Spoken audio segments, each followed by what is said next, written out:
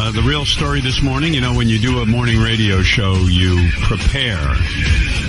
And you have a game plan, something of a game plan. I'm not saying I overly prepare, but there is a game plan, and now we throw the game plan out the window because our dear friend Eric the actor has died.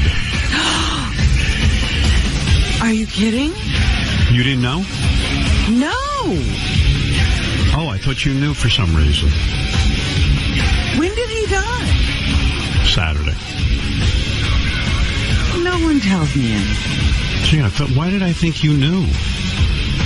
You know, you don't go on Twitter or anything, right? I try to shield myself. Right. I was actually busy Saturday. I was in Washington, D.C. at the Veg Fest. But, no. You ought to give me a list of things you do know. Then I can fill you in on what you don't know. I know very little. So you can usually tell me about anything. Do you know about the second sun that they found out on Saturday? There's two parallel suns in our universe, and that there's a second sun. We're being pulled by two suns. Yeah, it's hiding behind the sun that we normally see. Really?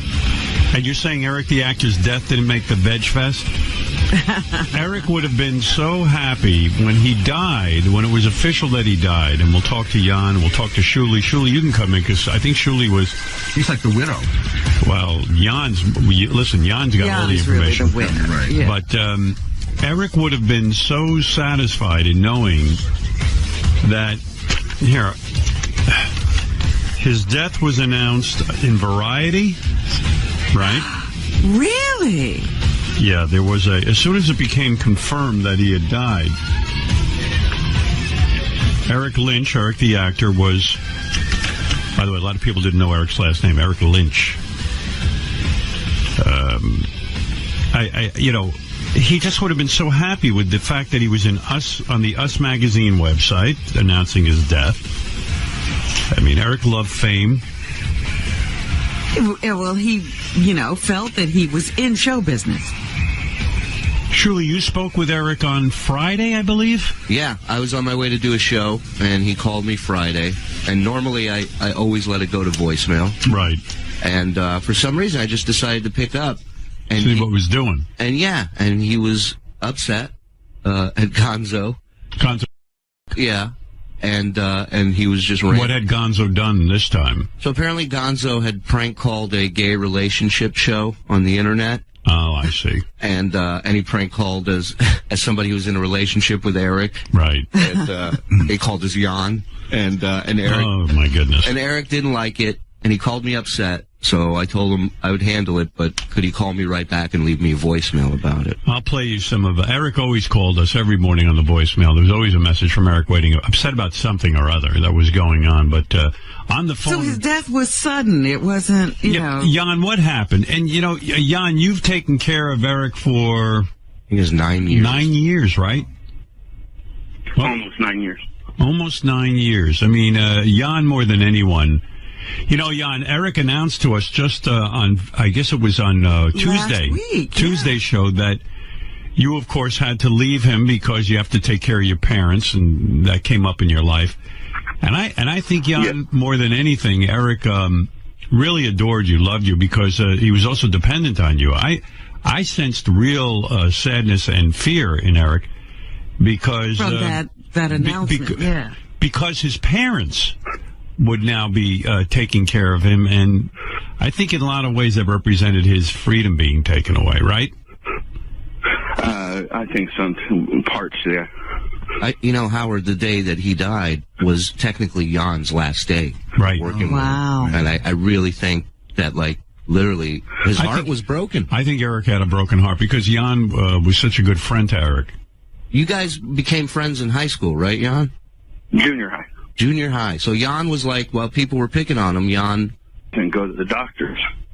And he said, no, it's just my stomach. I was like, no, you look a little jaundiced. And he said he felt perfectly fine besides his stomach. And like everybody said last week when he called the show, he sounded perfectly fine. Yeah. And then Saturday morning, he woke up he had to use the bathroom, and he said he felt unstable, and he wanted to call the ambulance.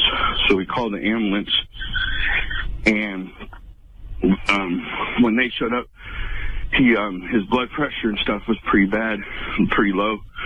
They got him to the hospital. They got that all stable. They did tests, and his kidneys and liver started shutting down, and pretty much around about 3:15, his body just shut down. 3:15 in the afternoon. Well, you know, Jan, I hear the pain in your voice. I loved Eric. I truly, truly loved him. I mean, when Eric would call in, I got so excited because he was the greatest. And what I loved about Eric, Jan, maybe you feel the same way, I don't know, but what I loved about him was that here was this guy afflicted with every thing on the planet. I mean, you couldn't have gotten worse luck dealt to you. And Eric didn't view it that way. Eric wasn't a guy who acted any differently than any of us. I was always amazed how feisty he was, how pissed off he was, how he called me Big Nose and Gary Beavertooth. And what I loved about Eric, most people in Eric's condition would be bitter. But Eric loved life. He loved watching TV. He loved celebrities. He loved show business. He loved wrestling. He was passionate. A real fan. He was a fan. And I was like, oh, my God, Eric, you know, you see so many people who, let's say, are in a wheelchair or who have Eric's, all of his physical deformities, really. And his foot, it was club-footed. His foot was turned around. It was a whole thing. Couldn't walk. And out of all of this, he still carried on like a maniac. Yeah. And it was the greatest. I said, One of the best things would be all of the demands. Johnny hasn't done this, and Johnny hasn't done My favorite Eric moment, Jan, was, I have a couple when I think about him. I'm thinking about, you okay, Jan? Yeah, I'm fine. Yeah. I think my favorite moment, well, I have a couple, and I'll play some of them. But my favorite moment had to be when Eric had gotten a job on a TV show that we got for him in plain sight. And he had to go down to New Mexico, but he was afraid that werewolves lived in New Mexico because Johnny told him, he read on IMDb, that there are werewolves in New Mexico. I was there for this. It was amazing. Yeah, and it was the greatest thing as I go, you know, here in the middle of everything, Eric says, look, I don't want... He's demanding. And I convinced him, I said, do you think they'd put all their actors in danger with werewolves? I didn't try to convince him that there weren't werewolves because he wasn't hearing any of that. I believe he requested silver in his writer. Yeah. Right, yeah. Silver bullet. I really think he did. Just silver, because he could use it. And there was my other favorite Eric moment was someone had really bummed out Eric. If you remember the story, Eric, I remember it like it was yesterday. Eric called in. He was completely pissed off. There was a guy from his high school going around claiming that Eric ruined high school because Eric forced him to put in a wheelchair ramp, which wasn't true. And Eric was so bent out of shape about it that he called up Johnny and he left him a voice message. And he said, Johnny, this guy's a pain in the ass. Take care of it. You know what to do. You know what to do. And I was like, this guy's like a little mafia guy, you know. He's like, and I know Johnny was thrilled because Eric actually sounded like one of the mob bosses that Johnny grew up around. It was the great. I got to just play it for you. Oh, here's Eric the Midget. Let's find out. I'll get him on the phone. What are you, nuts? What are you, nuts? Eric. So what? So what? What do you think, you can call a hit on someone? That's a felony. I wasn't calling a hit. Johnny knows what I'm talking about, not a hit. What are you what do talking you want, about? then? Him to, like, find someone to teach this kid a lesson. Oh, you want him legs broken? Or? Beat up. What do you want done to him? Because Johnny's got to know what to do. You leave a message like that, Johnny thinks he's supposed to go. Hey, Howard. Eric, I want to hear this message you left Johnny. Received yesterday at 1:26 a.m. Hey, Johnny, Did you catch the replays when it was supposedly from my school called in and said that I ruined the school because of having them do construction and everything? Find that guy. His name's Gary. You know what to do. You know what to do. Just find him.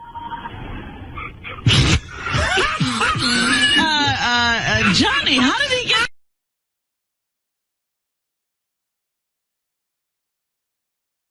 Gangster, okay?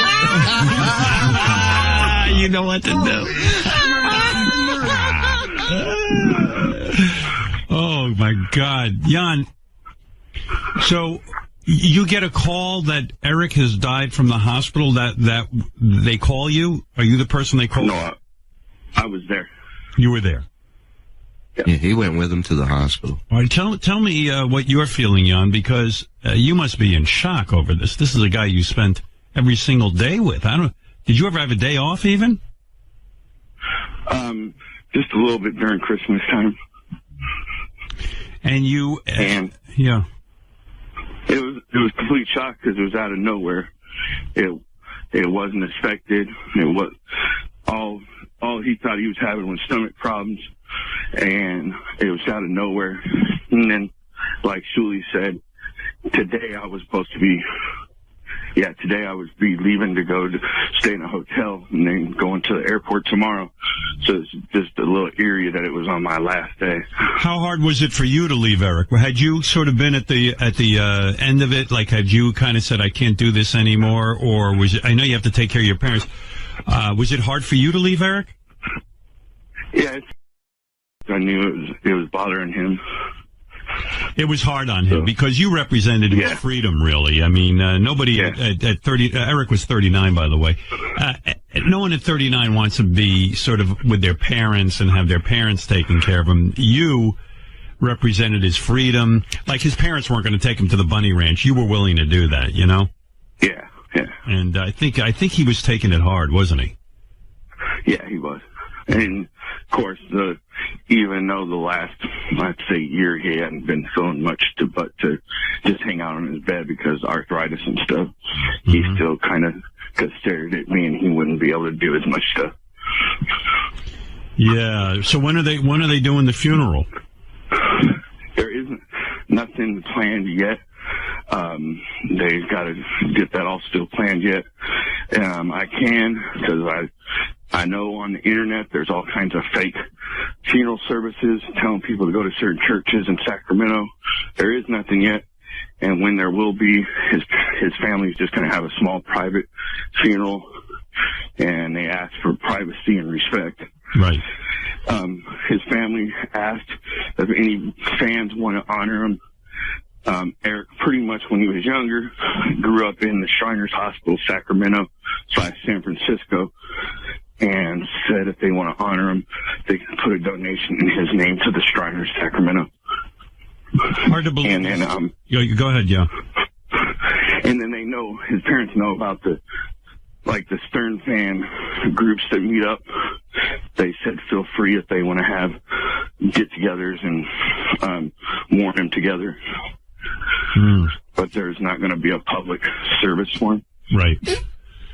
Well, you know, Jan, Eric was a little in stature, but a big presence, particularly on this show. I was just so taken with him. And you know, I was saying earlier, you know, Eric loved the spotlight. He really did. He'd love to be at these events. He would love to be a part of everything. And, you know, he was just saying that he was upset with Johnny for not getting together some trip because he was going to go visit the Jimmy Kimmel show and do a lot of things down in Los Angeles. He was always upset with Johnny for not getting him on things. It literally was a phone call every week from him about that. But I was saying, Jan, too bad Eric isn't around to see that. He's on this TMZ website. He's in Us Weekly. There's a big picture of him. There's a big picture. Yeah, he was on he's on the Sacramento NBC news station's website, which he was friends with one of the news people there. He was on a bunch of different news channels websites. His death was He was announced. pretty much everywhere. His death was announced by Variety magazine, which is the show business Bible. You know, I mean, He wow. made it. He made it. He made it. He was Finally an actor. He was last night. I don't know if it's changed. He was number 5 trending on Twitter, and then number 6 trending worldwide on all web. He was number 1 for like an hour on Twitter, or maybe more, but he was number 1 on there. That would have been important to Eric, right, Jan? Yeah. He would have liked that.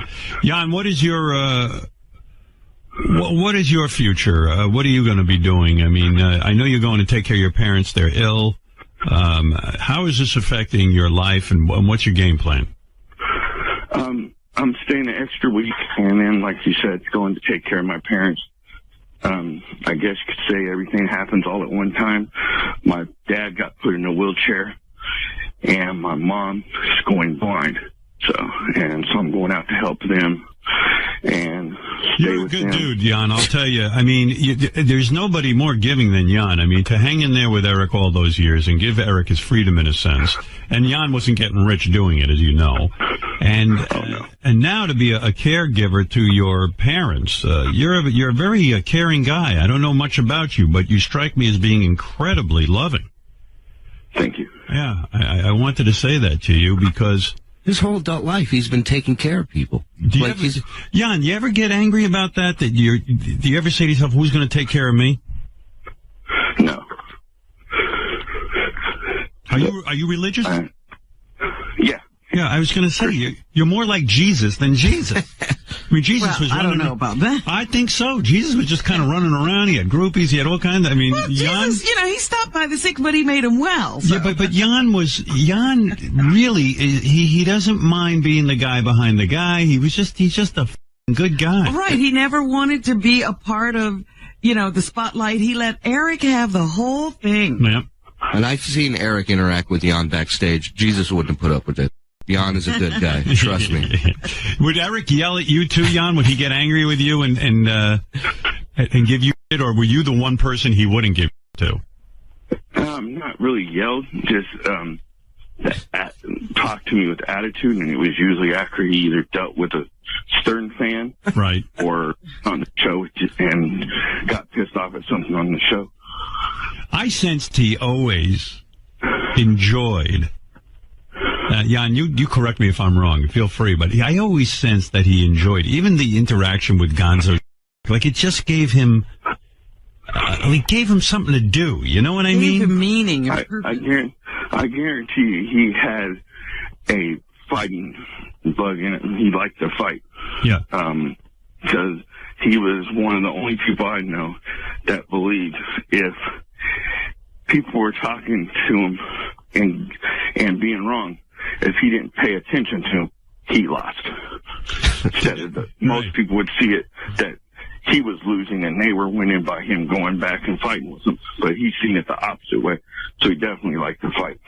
Did you ever have moments of Eric, Jan, where like Eric would turn to you, and be the real Eric in the sense that, we knew him on the air, and whenever you're on the air, it's always an exaggerated personality. Did you?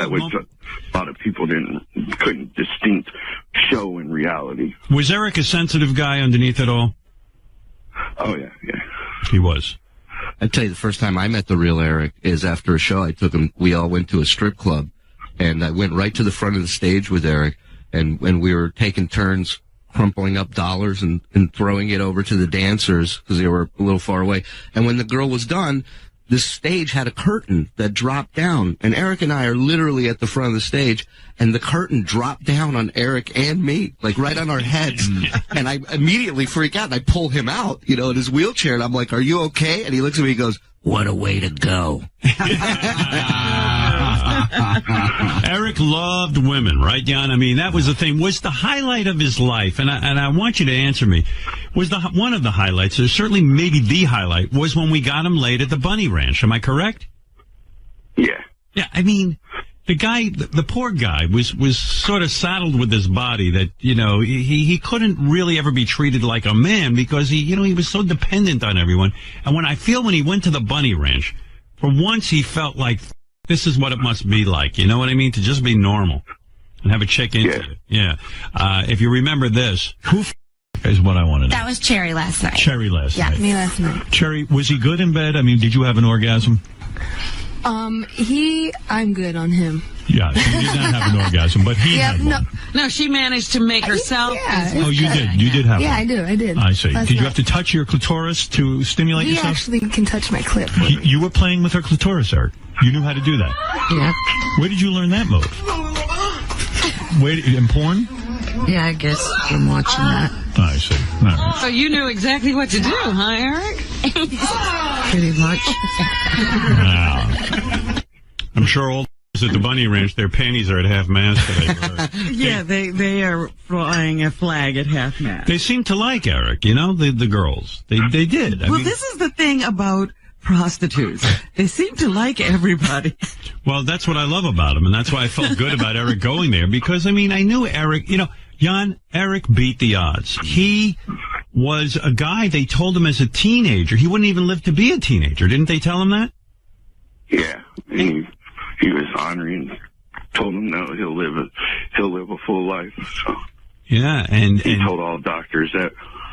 And he kind of proved them all wrong. He lived to the age of 39 is still way too young, but for what he was dealing with? For what he was dealing with, it was pretty amazing that he lasted that long. And I always knew in the back of my mind that, you know, when I'd hear, every once in a while there'd be a rumor. Like last week they had a rumor that Beetlejuice died or something. Right. And of course it turned out. There was actually 4 days ago or so a rumor that Eric died too. Right. Whenever Eric even said he was going into he had to go get checked or this, everyone, right away you'd read rumors.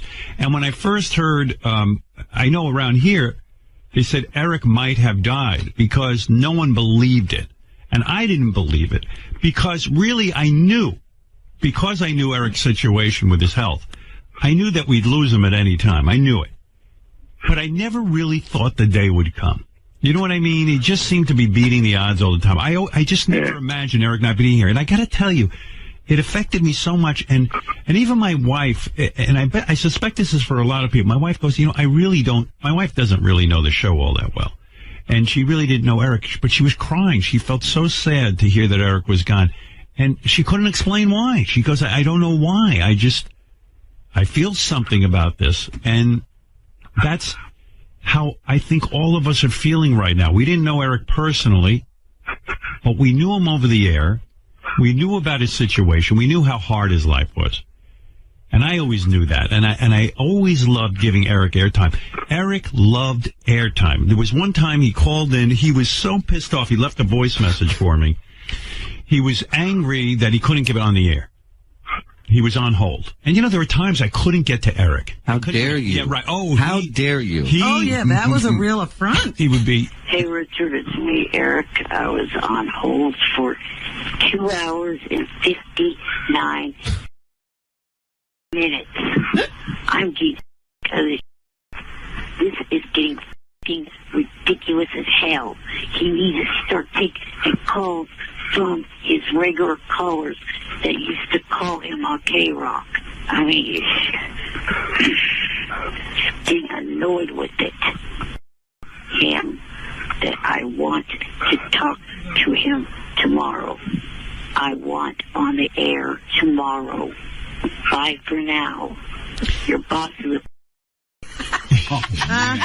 He would get so mad. There were times he would call in and go, I can't believe you spoke to, like, you know, Julia Roberts for an hour, you know? Like he'd be, how about when he'd say you didn't take my call when you were talking to this person? Oh, he'd get so mad. I remember one time Simon Cowell was on, and, you know, when we first met Eric, he was so into American Idol. He was Eric the Idol expert. He was Eric the Idol expert, and he wanted Kelly Clarkson at the time and Diana DeGarmo. And when I finally had Simon on, I promised Eric I would at least bring it up to Simon. Eric the Midget is on the phone. He's in a wheelchair. Eric, I said I'd do this for you. I'm going to do it, okay? Okay. All right. The kid wants to have sex either with Kelly Clarkson or Carrie Underwood. Right. He wants a date, is what he's And he wants you Thank to... you, Robin. You guys. Well, he's hoping it'll lead to either a hand release of some kind or something. And he's probably not long for the world. How much longer do you have to live with your condition, Eric? I've outlived what the doctor said. How long did they give you to live? How long did they tell you would live? they said I wouldn't make it out my teens. I'm now So this is borrowed time. This is borrowed time, Okay, you guys. so we're talking about seconds here. Right. Eric, can I suggest something? Why don't you go for someone who maybe made the top 100 rather than the two winners? That's what I The said. guy is going to die. No, but they're not For the even. top. But they're not even the cute ones. Simon Cowell goes, we're talking about seconds here. here. I thought that was great. One of my favorite memories with you and him was when you were first signing on to do AGT, and you had him on the phone. Right. And you pitched him an idea. You said, "What if we come back from commercial? The camera pans the judges' tables. You're sitting on my lap. Right. We don't ever explain who you are or why you're there. Just put him there." Would you do that?" And his reply is just a pause, and he goes, "I'm 37 goddamn years old." It's one of the best responses Oh, ever. my God, that's so great. First time he ever called in. Was about When was was about that? Kelly Clarkson. Yeah, it was about Kelly Clarkson. He wanted to defend her. I think Because you called her. And called her Friday. fat in it. Yeah, I called her fat, and Eric just was beside her. But Friday was his 12-year anniversary. Is that right? Yeah, and I was supposed to see Thursday. I was supposed to do an interview with him for the news. He texted me. He said, "My stomach's not doing well. Can we do it Friday?" Right. So Friday, I had the story from Thursday plus his anniversary, and he usually 1:00 our time. He's usually up on the West Coast. He wasn't up like he normally was, and we missed each other, and he never let that happen. You know, you're right. I see here September 19th, 2002, this clip is from. Eric, how old are you? 27. What's wrong with you? There's something wrong, right? Well, I'm a disabled person. Yeah, okay. You're a guy? Yes. Oh. I'm only 3'5", 3'6". We got to get you down here. 3'5", what are you, a midget? Yeah. And what, are you ill or something? No, it's just it's 5 o'clock in the morning here. Are you shorter than Mini-Me? No, I think he's around the 2-foot mark. Wow. Right. I'm always amazed at how little Mini-Me is. Yeah. If Mini-Me's 2 foot, you're 3'5"? 3'5". You 3'6". tower over him. Yeah. Somewhere in between that. You work in a circus or on a show or something? No, I'd like to get into show business, into acting, and into singing and stuff like that. What do you do right now? Actually, nothing. I'm living off SSI. When's the last time you got laid? Never. Wow. You guys never gotten laid. Wow. What a gift you gave him. Yeah, get laid, sitting huh? here thinking, look, he's sitting there, he had hopes and dreams of being in show business. When I hear that clip, I'm like, Eric wanted to be a singer. I was like, I've never heard him sing ever. I mean, we should have gotten him a singing we had job. him sing. I hear Well, him. you had him do that wild thing one time. Right, yeah. Singing was not his thing. You know, but Eric did act. I mean, we got him on about, I don't know, 10 shows maybe? I remember watching him on the set of In Plain Sight in New Mexico, and just, you know, how seriously he took the job and how well he wanted to do at it. And it wasn't about getting out there and f***ing around. Like, he saw himself as an actor, and he was hired as one, and he was going to do his job. Oh, yeah. No, he wasn't kidding around. In Plain Sight with Mary McCormick. I mean, he... I promised I'd get her help. I keep my promises. Well, we'll get her to Finkel. Anyway, good job. You compliment me? Well, don't get excited. I'm hormonal. Plus, my kid's in the hand of rank amateurs. Hey, who's gonna get her crap out of that apartment? Geez, I don't know what Beth's whining about. He seems sweet. I'm serious. Aw, adorable. There he is acting. That was the day when they had a bunny on set that was supposed to run out of the house, and his line, he was supposed to yell, "Don't let the bunnies out." You know, what happened to that? He did like 19 versions of it, and all exactly the same. So many celebrities, Jan, so many celebrities were tweeting yesterday. I think Eric would have been pleased. Andy Cohen talked about it on his show last night, too. Oh, did he? I mean, Eric would have just loved this. That's the problem. You know? I hope he knows. I hope there's some place that he went to and he can see all this. Johnny Knoxville wrote, "Rest in peace, Eric the actor," on his Twitter account with a big heart sign. Jimmy Kimmel. Jimmy insisted on calling in this morning. He'll call in later. Eric the actor was my all-time favorite. Absolutely. What is Jimmy going to do? He says, I will miss him terribly. # bye for now. Natalie Maines. And, yes, Jan? Natalie Mean started the hashtag thing to try to get him #1. And then Zach Efron, a lot of people started talking about him last night. Natalie Maines said, rest in peace, Eric the Actor. As a tribute, let's get Eric trending. # Eric the Actor. And the people at Brickleberry said he was a pleasure to work with. Jonah Hill, I just found out that Eric the Actor passed away. He entertained me for years. So sad that this great man left us. Rest in peace, Eric. Andy Cohn. Seems like it's true. So rest in peace, Eric the Actor. One of the great stern callers ever. We were going to originally try to wait till this morning where we can officially announce it on the show, but then family members and friends from high school seen it on family members' pages and started posting it on my page and started rumors that he was dead. So well, it seems like everyone knew but Robin. Yesterday. Robin was actually shocked when I told her this morning. VegFest. Yeah, I heard. Right. Because, Robin, at VegFest, they don't know Eric the Actor, I guess. I guess not. It wasn't trending at like VegFest. News was blocked. I'll tell you, I'll never be jealous of Robin's life when I hear she's at VegFest. I'd rather have Jan be taking care of me. When she's on her boat, I'll get a little envious, but not at VegFest. You know what I mean? They were asking about you there. It was Washington, D.C., where we started. Us Weekly, Howard Stern Show whackpacker Eric the Actor Lynch died. He did not like being called a whackpacker. Let's remind people of this. In fact, Jan, I have some tape when Eric called, and he was just beside himself. Let me see if I can dig that out real quick. Somebody keeps changing my page. I don't know how that's possible. Are you crying, Jan, or is that a breathing situation? No, I'm walking around outside where I don't keep people up. Oh, okay. Yeah. You're out of breath, it sounds like. Yeah, I'm just walking around, so I didn't want to keep people up. Oh, God, I have so many great Eric moments. Do you remember when Eric measured his... Oh, yes. Yes. Why did he do that, Jan? I forget. Like, there must have been a reason, because that's something Eric normally wouldn't do. I think you offered him something, and all I know is I got woken up that morning and by phone call asking me to bring him the roller. Now, Eric could have faked it, but he didn't. He was a man of his word, and here's a moment. So you're laying on the bed, nude, on your back? Yeah. All right. Just want to picture this. And you're fully aroused? Yes. Are you ready to measure? Yeah. All right, go ahead. It's, Be honest. From your shaft, not from your balls. I know. I remember what you told me. God knows what I told him. Like your son. 5 inches. You're 5 inches. Fully aroused. Poor you. Somewhere a little over. Jan, did you throw away that ruler after that, or did you keep it?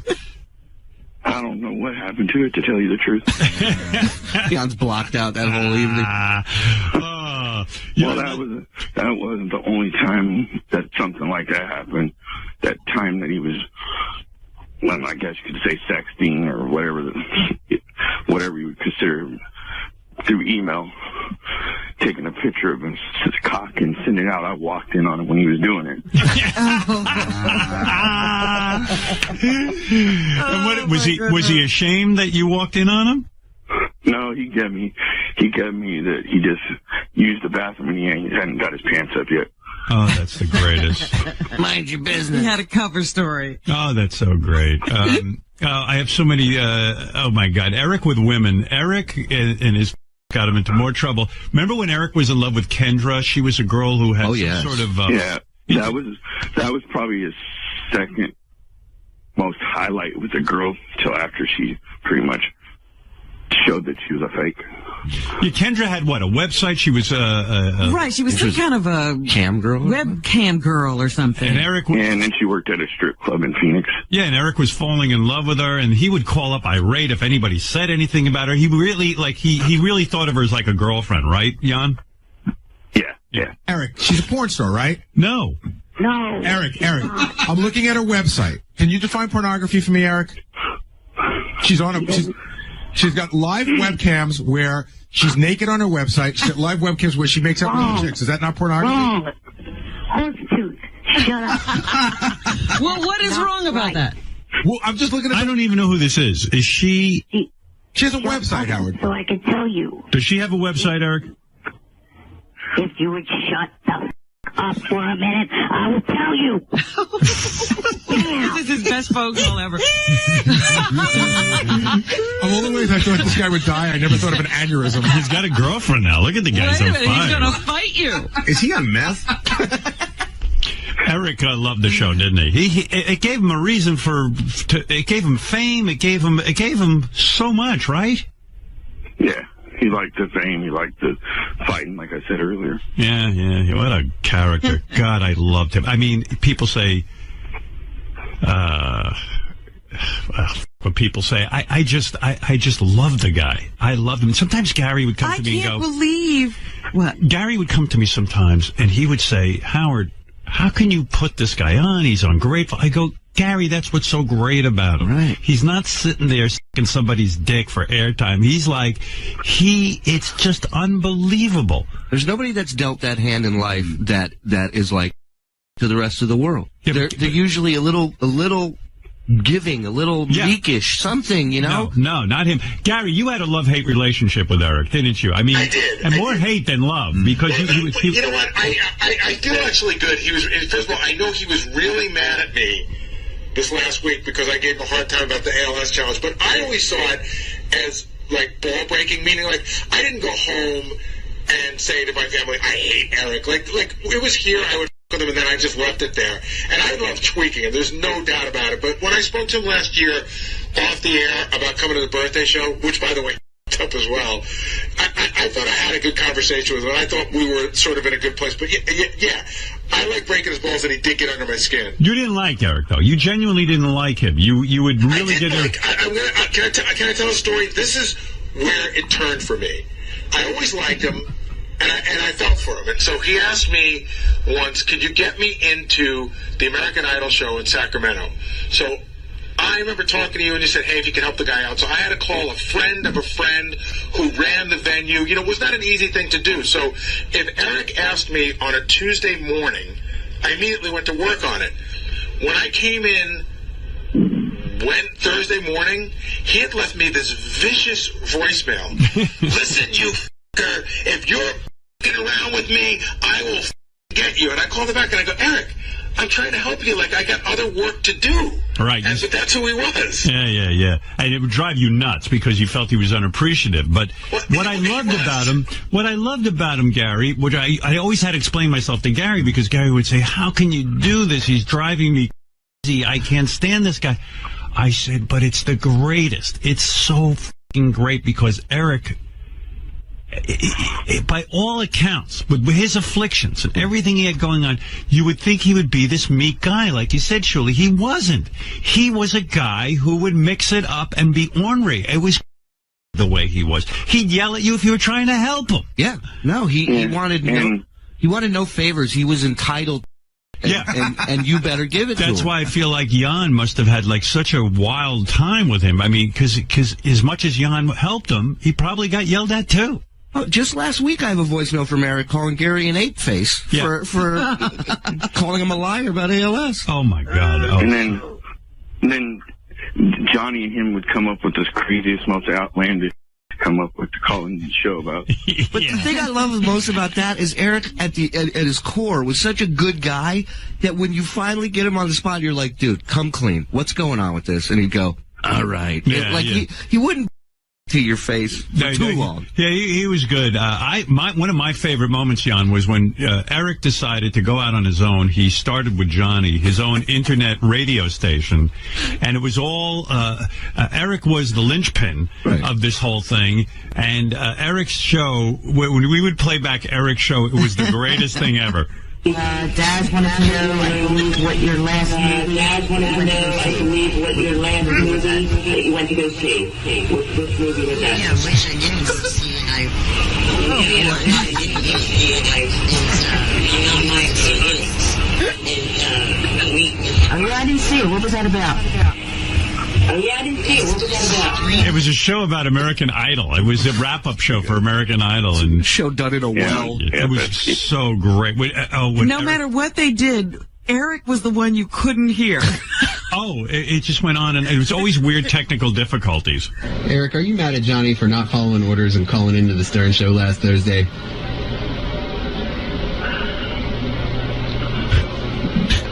Well, it was really not in orders.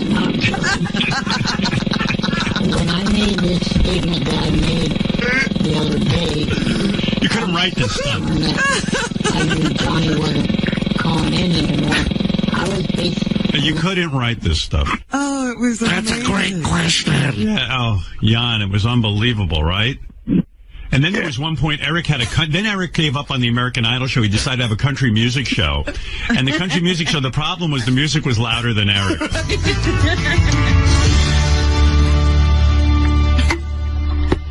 That was Jules' debut.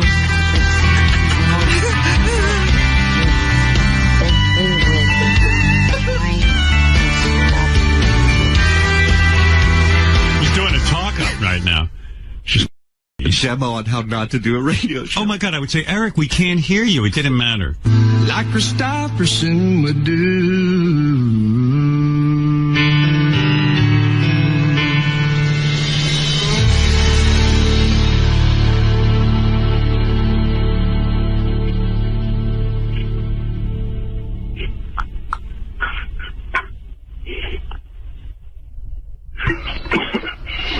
Got a cold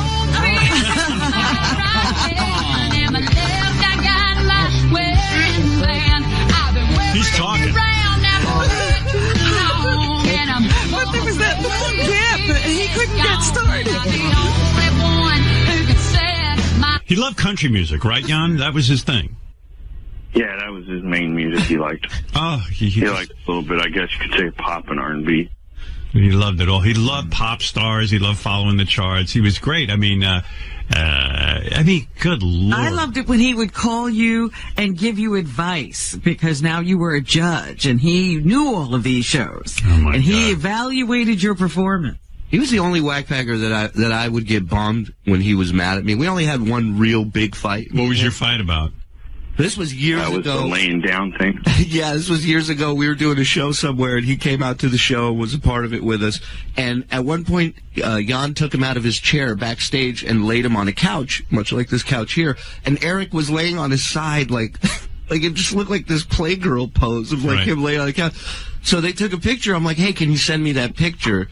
And I ended up putting it on my MySpace as my profile picture, and Eric flipped out. Yeah, because Eric told him as long as you don't post it nowhere. And it was such an awesome picture. I couldn't resist. And he started texting me. He goes, "You balding Jew."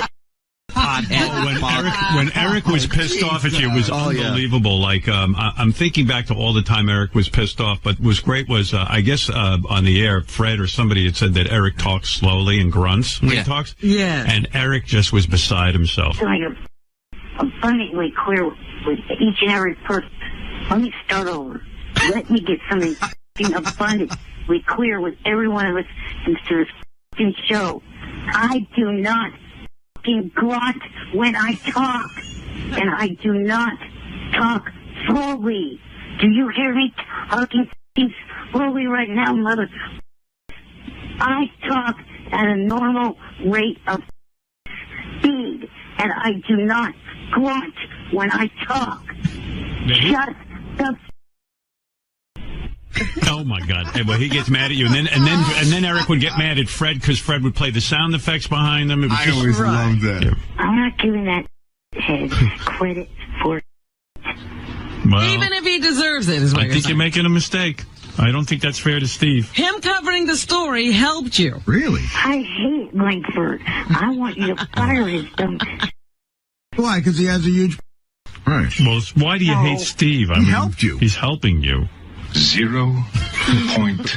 Are you saying you don't want any help? Fred, you push that button one more time. I'm going to find a New Yorker. What? 0.0. I'll meet you at JFK. Eric could fight with the best of them, and he loved it. I don't even know what he said to you there, Fred. He was like, "Gonna do something." He was just mad because, like, I always interject these little things, and he says, "I'm going to break you. I'm flying to New York. I'm going to break your fingers." Is that what he said? Yeah. It was beautiful. That was so pure. Yeah, you almost felt like good if Eric was angry with you because it meant you'd arrived or something. He was alive in those moments. And by the way, I don't want to paint Eric as always being angry. There were times Eric could be downright sweet when he'd leave his message for the happy holidays. Hey, this is Eric the actor. I wanted to leave this little Christmas message. So I just wanted to say, happy holidays to everyone. Merry Christmas, Happy New Year. I've heard about your new 5-year, $400 million contract. Congratulations with that, and hope that you continue to entertain your fans for the next 5 years. Also, thank you for taking my call for the last 8 years plus. All right? So, again, happy holidays and Merry Christmas to everyone. I tell you, I love Eric the actor. Gonzo, you were always. You know what I would? Oh, Gonzo, you were always involved with something with Eric. You and Eric were always going at it. What do you want to say? I just want to give my condolences. I don't want to make it, any. I'm just really sad. I'm like really broken up about it. Hey, Gonzo. Yeah. Isn't it a little too late to come start saying all this stuff and turning your Twitter page around? Yeah, I mean, even when Eric was alive, I never really did that much. I never really, fucked with Eric that much. I just, it was the worst one. Since he got on, the worst one is Pollyanna Haas, or whatever you want to call her name, the nurse practitioner that she supposedly took care of her patients, but was able to send people to her house on Craigslist and all this stuff all day long. She has the nerve to Eric 24/7, then ask for the obituary and ask to come to the funeral. That was the last person Eric would want to have anything of his. Gonzo, you said this is officially your last phone call to us. Well, regarding Eric, yes. Well, Howard, Eric's last voicemail to me, literally his last request is that Gonzo never gets on the air again. Is that right? Yeah. But I sense that Eric, as much as he didn't like Gonzo, I think Eric liked the three-ring circus of guys like Gonzo f***ing with him all the time. Jan, am I wrong about this? Oh, no, he liked the fighting part. Yeah. But he hated the people that he was fighting with. Right. Well, and also, and in my defense, by the way, I never really said that, like, mean things about Eric. It was always like, Eric starting wildfires or Eric's. Right, it was absurd stuff. Right, Yeah. It was just to have fun with Eric. And I was truly, like, devastated when I heard the news from Friday. It was just, my condolences, and Jan, my sincerest condolences to you. Like, I really do feel I'm shaken up about it. Like, All right, Gonzo, thank you for the call. All right, thank you, Howard. Right. Anybody. Yes, Jan. For anybody that thought Eric was incompassionate and selfless and all that, he did that on the show, but the last thing Gonzo did that pissed off him so bad was all on me. It wasn't even about Eric, really. It was on me. Yeah, because sometimes it could go too far. Gonzo calling into a gay, black gay relationship show as me saying that he was getting abused by Eric. And Eric was 2 foot tall. And I worked for Eric for 15 years, which was all. And anybody that knows the truth will know that was. Well, that's the best part of it. Yeah, well, I mean, no one ever believed anything Gonzo did. I mean, it was absurd, yeah. But he would get, the whole premise wouldn't upset Eric. Just one little fact that Gonzo got wrong would upset Eric. Hansy, go ahead. You're on the air. Hello? Yes. What's going on, man? Well, you know what's going on. Eric has died, and Eric was our friend, and we loved Eric. I know. I didn't mean literally what's going. Okay, I just want to say I'm gonna miss Eric. What to call? He was like one of my favorite parts of the show, and one of my favorite memories is when he got mad at Jimmy Kimmel because Jimmy Kimmel said that his hand was like a soft peach or something. He said he shook Eric's hand. It was like a rotten plum. Yeah, that's what it was.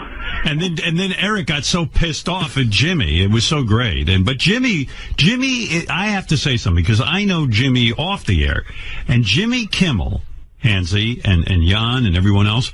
Jimmy Kimmel was literally the biggest Eric the Actor fan. So big that I know that Jimmy regularly gave to his Amazon wish list. And that, yeah, and Jimmy was just fascinated by his phone calls. One of the first emails I got when it was, first of all, Jimmy started to write my wife. I was unavailable, and he said, "Tell me it's not true about Eric. Tell me it's not true." When he heard the news, he was devastated. And really, really devastated. I mean, he just adored him, and really said to me, it was weird because I guess we had been playing something. Stepped up and was a friend to him. Jan, how did you end up taking care of Eric? How did that all come about? When his dad retired, his parents moved up to the mountains, and he got bored up there, and his parents called me and asked me if I would move in with them. Oh. And in the city.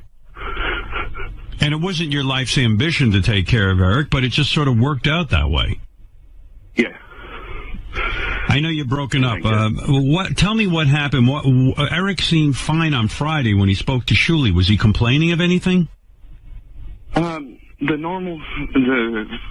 I'd say about Thursday night, the normal thing, he always has stomach issues because of his diet and stuff, started.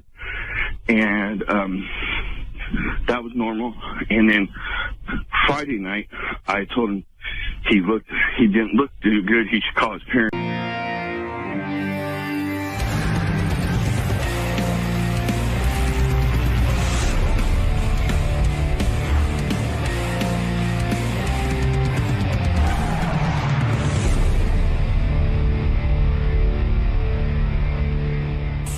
What's going on?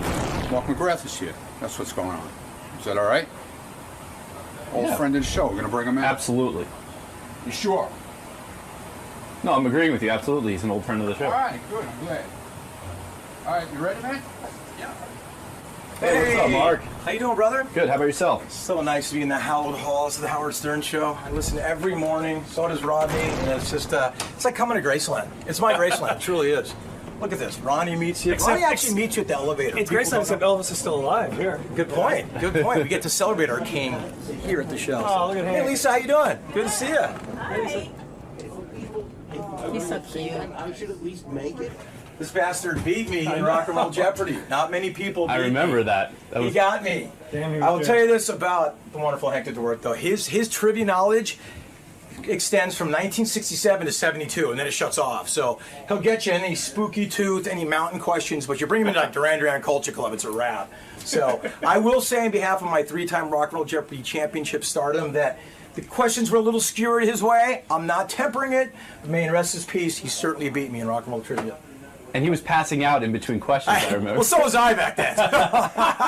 It was kind of a fair fight, but Lord rest his soul, man. We love this little guy. He's the greatest. Mark, good to see you again. You too, bro. So happy to be here, man. All right, I'll let you get to Howard in a few minutes. Awesome, man. It's so great to be here. It's just like, first time here, what, Rod, 95? 95, yeah. Come back here, 17 years later. Which hot intern's giving us our release? Hi, I'm Jillian. Jillian, will we be on the intern show? What? Are we going to be on the intern show, Are too? you going to be on? Well, because now you're giving us our release. Yeah, if you want to be on. Aw, no, sorry. I did Sacha Baron Cohen last week, asshole. Who are you? Smash Mouth? Art from Everclear is here. Long-time fan. I'm going to bring him in. Okay. That means I'm a long-time fan. I don't know if he's a long-time fan, but I'm a long-time fan. Hey, what's up, Art? Hey, how are you? Welcome. Thanks for having me back. Good to see you, man. What's new with you? Nothing. I have cameras following me everywhere. It's weird. So you're used to this. Walking in, walking in my bright light in bathroom your in the face. morning, Right this way. Good morning. Hey, man, good to see you. How you doing? Good to see you. See you, Art. See you, brother. Good, man. Just catching up with Just so you know, the way we set this up is because we wanted it to be we want it to be really casual. Yeah. Like we had the choice of staging it in the band area. What we did is we just put DI boxes on the couch. Okay. So at some point, Scott, I'm gonna plug in. You keep your guitars to the side. You put your headsets on. That's gonna be your vocal mic for when you sing. And Howard will rap to you a little bit. He'll just do shoot the shit with it. He'll say, "Hey, can I hear a little of this? Hear a little of that?" Gotcha. It's all good. We wanted to be more like a casual. Us too. Than like a whole setup. That's how we're rolling. So Everclear, the list of hits there. Okay. He's got a great bio though. So his dad walked down on the family. This is Everclear's? Yeah, this is the guy Art. Hold on one second. So the child support thing is great because his father would intentionally move to states where they didn't enforce child support laws, so he wouldn't have to pay the mother. Wow. Started drinking when he was 8, smoking weed at 9, selling drugs at 11. I think you talked to him a lot last time about selling drugs. Wow. He was a heroin addict in his 20s, OD'd on cocaine at 22. His brother died of heroin when he was 12, and his girlfriend died that same year. His brother died of a when heroin brother was overdose. 12, or when Art was 12. He tried to kill himself that year. He jumped off a pier and had sand in his pockets, so he'd float quicker or sink quicker. And he said he heard his brother tell him, "Now's not your time," so he saved himself. Mark, the Summerland tour, it's all like 90s bands. So I'm wondering who's headlining out of Sugar Ray and Everclear. I assume Sugar Ray, but Howard, he told me an interesting story. We were just talking about this again. There's a park near his house. When we drove to Stamos, and he goes, that's where celebrities go when they want to get their children photographed. And he said, like, if you go to the park, there's like stylists hanging around the periphery, and what you do is you like push your kid in, and it's like a zoo. The photographer, the paparazzi there. That's how you get your kid in Us Weekly and all those magazines. Wow. Which freaked me out. Let me introduce these guys. This is two guys who I think you're going to love. Mark McGrath is in the band Sugar Ray, and from the band Everclear. I was listening to Everclear all weekend. I was on lithium. Yeah. I guess because you're a tumor, you were on lithium. No, the radio. Boys. Satellite channel. Hey there. Fellas. Good to see you. Good seeing you. Hey. What a day to be here, man. Congratulations. Hey, Mark. Yeah, big night, AT&T. Big night, brother. Yeah. Big night. Make sure that microphone's near your mouth. Yeah. Look at you guys. It looks like a clown car, that couch. Clown guys with tattoos. Feels like a clown car. It does. Oh, God, Fred, you're a genius. I ran into Whitney Cummings this morning at a coffee shop. She says hello, Howard. No. Oh, wow. Of all people. Cool. Very She's the cool. greatest. She gives her love and salutations. All right. That's nice. I'm just trying to get your guitars all hooked in here. One. What? One. One? What does one mean? Guitar one, yeah. One is the loneliest number. Guitar one. Okay. Got it. All right, you're all set there? Yeah. Hey, so anyway, let me talk first. Yeah. Mark McGrath, as you know, was in the band Sugar Ray, still is. And Everclear, everyone knows Everclear, and Art. And they're going out on tour together, some sort of weird tour. What is this tour? Well, basically, we decided to take the most iconic multi-platinum acts of the 90s, put them together, and go on tour. Who's on the tour? Tour is the Gin Blossoms, Everclear, Smash Mouth, Sugar Ray. No Smash Mouth. No Smash Mouth. Why would you say Smash Mouth? Because they were considered for a second. It didn't work out. And you replaced them with Sugar Ray? And we replaced them with Sugar Ray. And I go, I know those guys. Let's do it. And we did, and Lit and Marcy Playground Hard. Those are the 5 bands. Art, what? Let me see what headphones you're on. Just turn your head. Can you not hear me very well? What? I hear you.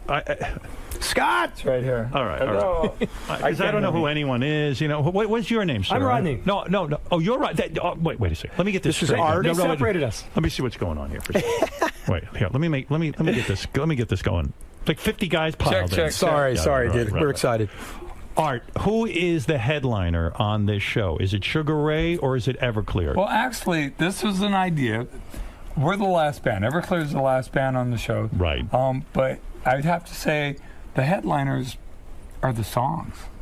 Who's the headline? Don't give me any of your bullshit. No, I'm not giving you bullshit. I'm telling you. Everclear is playing last, so they would be the headliners. Everclear is the headliner. Absolutely. I'm happy Why to defer. Why is Art afraid to say that? Because he's a nice guy. He's being diplomatic. This is our first time doing this tour, Summerland, so he's just being we're in diplomacy phase right Art, now. why can't you crow about your success that you are bigger than Sugar Ray? Why can I crow about it and you can't? Why can't you? It's not true. Well, it is. If you go on last, you're the headliner. Yeah, no, that's very vaudeville of you, but that's not really Art true. is a very modest hottest guy. And you know, Art, I admire your personal story. This guy's been, I don't know if you know this, Robin. Art has been through the worst fucking life on the planet. What's happened to him since last we saw him? I mean, I'm Art, having a good life. Art, no, I got a new baby. Yeah, but you had a tough life growing up, and I admire you. You're coming through adversity and all that. First of all, Art, who of course is Everclear. Let's face it. You fired. How many guys have you fired so far from the band? Man, I get Mitt Romney on those people every day. You've kicked out several members of the original band. That's right. Why did you Actually, kick they them weren't out? the original band. That was the third band. The guys that came in here. Is it hard to fire guys in a band? Yeah, of course it is. It is. How do you do it? Like, do you call them in, or do you do it over the phone, or do you have one of your why bands? do you do it? Well, it depends. And sometimes I've been clean and sober for 23 years in June. Right. And I just have a zero tolerance for drugs. So it came down to that. Thank God I wasn't in your band. If Mark had been in your band, he would have been thrown out. Mark, are you clean and sober? I'm not sober, Howard, but, you know, compared to how I used to come here back in the 90s, things have changed a little bit. You're Let's a be little honest. bit better. Let's be honest. Good for you. Good for you. The night we met, he came to my hotel room on acid. Is that right? Are you kidding? And were you upset about that? No, I was okay with it. I wasn't on acid. I didn't take it personally. Here's what I'm going to remind people how horrible your life is. Or what? No. Your dad was. Your dad. You're a great musician, but you've had adversity. Your dad. Do you know his whole story, Mark? I'm very, very in tune with this whole story, Howard. Okay. Your father walked out on you when you were 6 years old. Am I correct? Yes, sir. And when he walked out, he refused to pay child support. As a matter of fact, your poor mother, who I'm sure you identify with, your father would move from state to state. He'd find states that don't allow child support, who don't go after people who don't pay child support. There was 2 states, and he went to both of them. What were the 2 states? Texas and Florida. So he would move purposely between Texas and Florida so he wouldn't have to pay child support. It's true story. That's rough. So your mother struggled. And you had a brother, and how many sisters? 3 sisters. 3 sisters and a brother. Right. And drug addiction ran in your family. And your brother died from when you were 12 years old from drugs, right? Right. That is not easy stuff to get over in your life. And you tried to kill yourself as a result. Well, I was 12. I jumped off the pier. I was stoned. You filled your pockets full of sand. Sand and fishing weights. So Did you really? Yeah. I didn't know that. See, I used to go out on fishing boats to make money, like cleaning fish. I'm from Newport Beach. We know all about that thing. Yeah. So when you say you're clean and sober, it's really something to overcome, because when you were 8, you started smoking pot. When you were 9, you started dropping acid. And at 11 years old, you started selling drugs. So drugs were your life. How did you find music in your life when you have all of that shit going on? Honestly. Well, from the time I was 4 years old, I wanted to be in a band. That's my dream. I meet people today who don't know what they want to be. You know, there are grown-ups that don't know what they want to be. I've known what I want to be since I was 4 years old. Wow. I didn't want to be a rock star. I wanted to play in a band and make a living and have a family. That's Right. People don't realize that. If you want to be a rock star, chances are you'll never be one. Not anymore. You know what I Name mean? the last rock star, Howard. They don't make them anymore. Nah, rock stars don't exist. A rock star, yeah. So that phase is over. You might be able to sustain yourself in a band, but the multi-platinum days and the state, that's gone. Are you talking like the days of Cream and but I'm talking about the days of Everclear and Sugar Ray. Yeah. That's true. That's true. You're looking it's at gone. The 90s were it, right? That was probably it. Yeah, Money Pearl was Jam. Money was shooting out of the ground. You bought a record for one CD that was $20, and that sort of mentality, that oppressive sort of, you know, that disparity between, you know, the prices of the CDs being so expensive is what started Napster. How many albums did Sugar Ray sell? 10 million. How many albums did Everclear sell? 10 million. 10 million. And did you, Art, were you broke for a while there? Like you pished away all the money? I didn't piss away anything. Pished. I gave it to I gave it to my ex-wife. You were married 3 times. 4 times. 4 times. I'm on the 4th. We have a 4-year-old. I have a 19-year-old that goes to Sarah Lawrence College across the river there. Right. And did you ever think of moving to Texas to avoid paying child support? You know why I never thought of that? Why? Because I was raised by my mother. I was raised by a woman. Right. She taught me how to be a man. Right. And I know that sounds like a Hallmark card, but it's absolutely. Why 3 marriages? Was it the drug use? No, sex. Sex. You just got caught up because you were a rock star and you're like, Jesus, it's so available. No, right? because I was sexually abused when I was 8 years old, and I just wanted to sleep with everyone my whole life. You were sexually abused at 8? By who? By older boys in my neighborhood. No kidding. Yeah. How the fuck did that happen? I mean, if anything that could go wrong went wrong. Do you know how that happened? Yeah, how does that happen? Do you have kids? I don't know. I have kids. Yeah, I know you have kids. Yeah. So, my mother told me, I was like one of the original latchkey kids, right? Back in the project. Right. And Well, my your mom mother had told to me, work. Yeah. do not go into other people's houses after school without permission. Right. Do not go anywhere. Do not do that. And I did. I went into these boys' houses, and she said, especially these boys' houses, because they lived with their dad and they were wild. And they were obviously abused, and I got abused. Wow. Rape. Raped. Wow. Yeah. Repeatedly. Yeah. And so do you think that led to your drug use, or I also think it your led to brother's a death? lot of stuff. That and my brother dying and just all sorts of stuff. That's a raw childhood. I didn't have a man around to help me learn how to be a man, so I had to learn on my own. Did you go through that whole... I've talked to guys who have been sexually abused by men, and they always think it's their fault. They think, oh, maybe I was gay, maybe, you know, they always sort of like think they did something wrong. Did you go through any of that? Yeah, I thought... I never thought I was gay, but I thought it was like... I didn't do what my mom told me to do. How long did that continue for? I lied to my mom. What do you mean? Like, how long did that go on for, these rapes?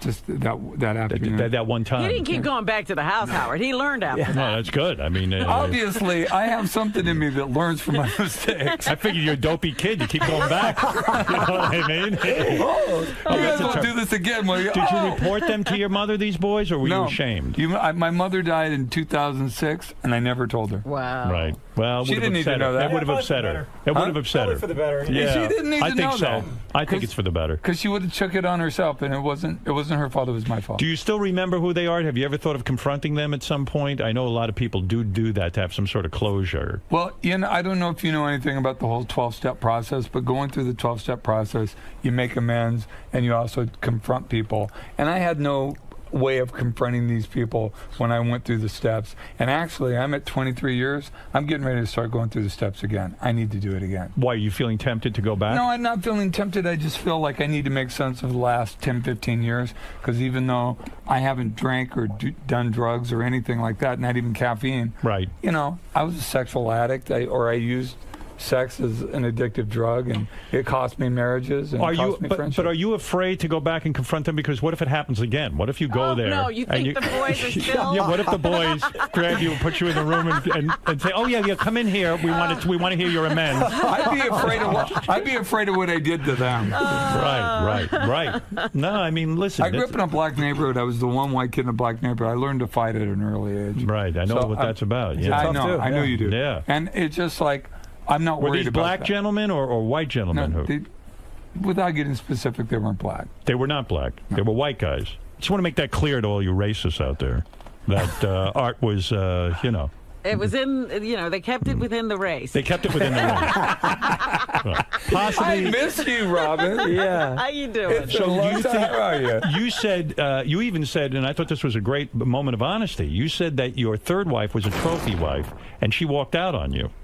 Well, she walked out on me after I just cheated repetitively on her. Right. That happens. Yeah, that's got to be the worst. They don't like that. No, I don't blame her. I figure a rock star never gets cheated on. I figure you do the cheating, I think anybody, when you put yourself in a place of entitlement, whether it's physical, mental, spiritual, whatever, and you become bankrupt in those things, which I was, obviously. Mark, you've never been cheated on, have you? Radically. Really? Oh, you kidding told me? us the story. Many times. As good looking as you are? I don't want to brag, but yeah, for 18 years, I've seen the same girl. You know what I mean? We went through our tough period in the 90s where, there was a lot of trust issues and you fucked around a lot on the girl that you now have twins with. That's correct. Yeah, you cheated on her like the dog that you are. I did, but hey, I'll tell you one thing, Howard. I wasn't hypocritical. It went both ways. You know what I mean? Right. You both cheated. Yeah, and it feels like shit, but it almost like we went through all this bad stuff to a good place, and we're in a great place right now. When's the last time you had sex with a different woman? How long have you been faithful? A long time ago. How long have you been faithful to this woman that you just had twins with? Howard,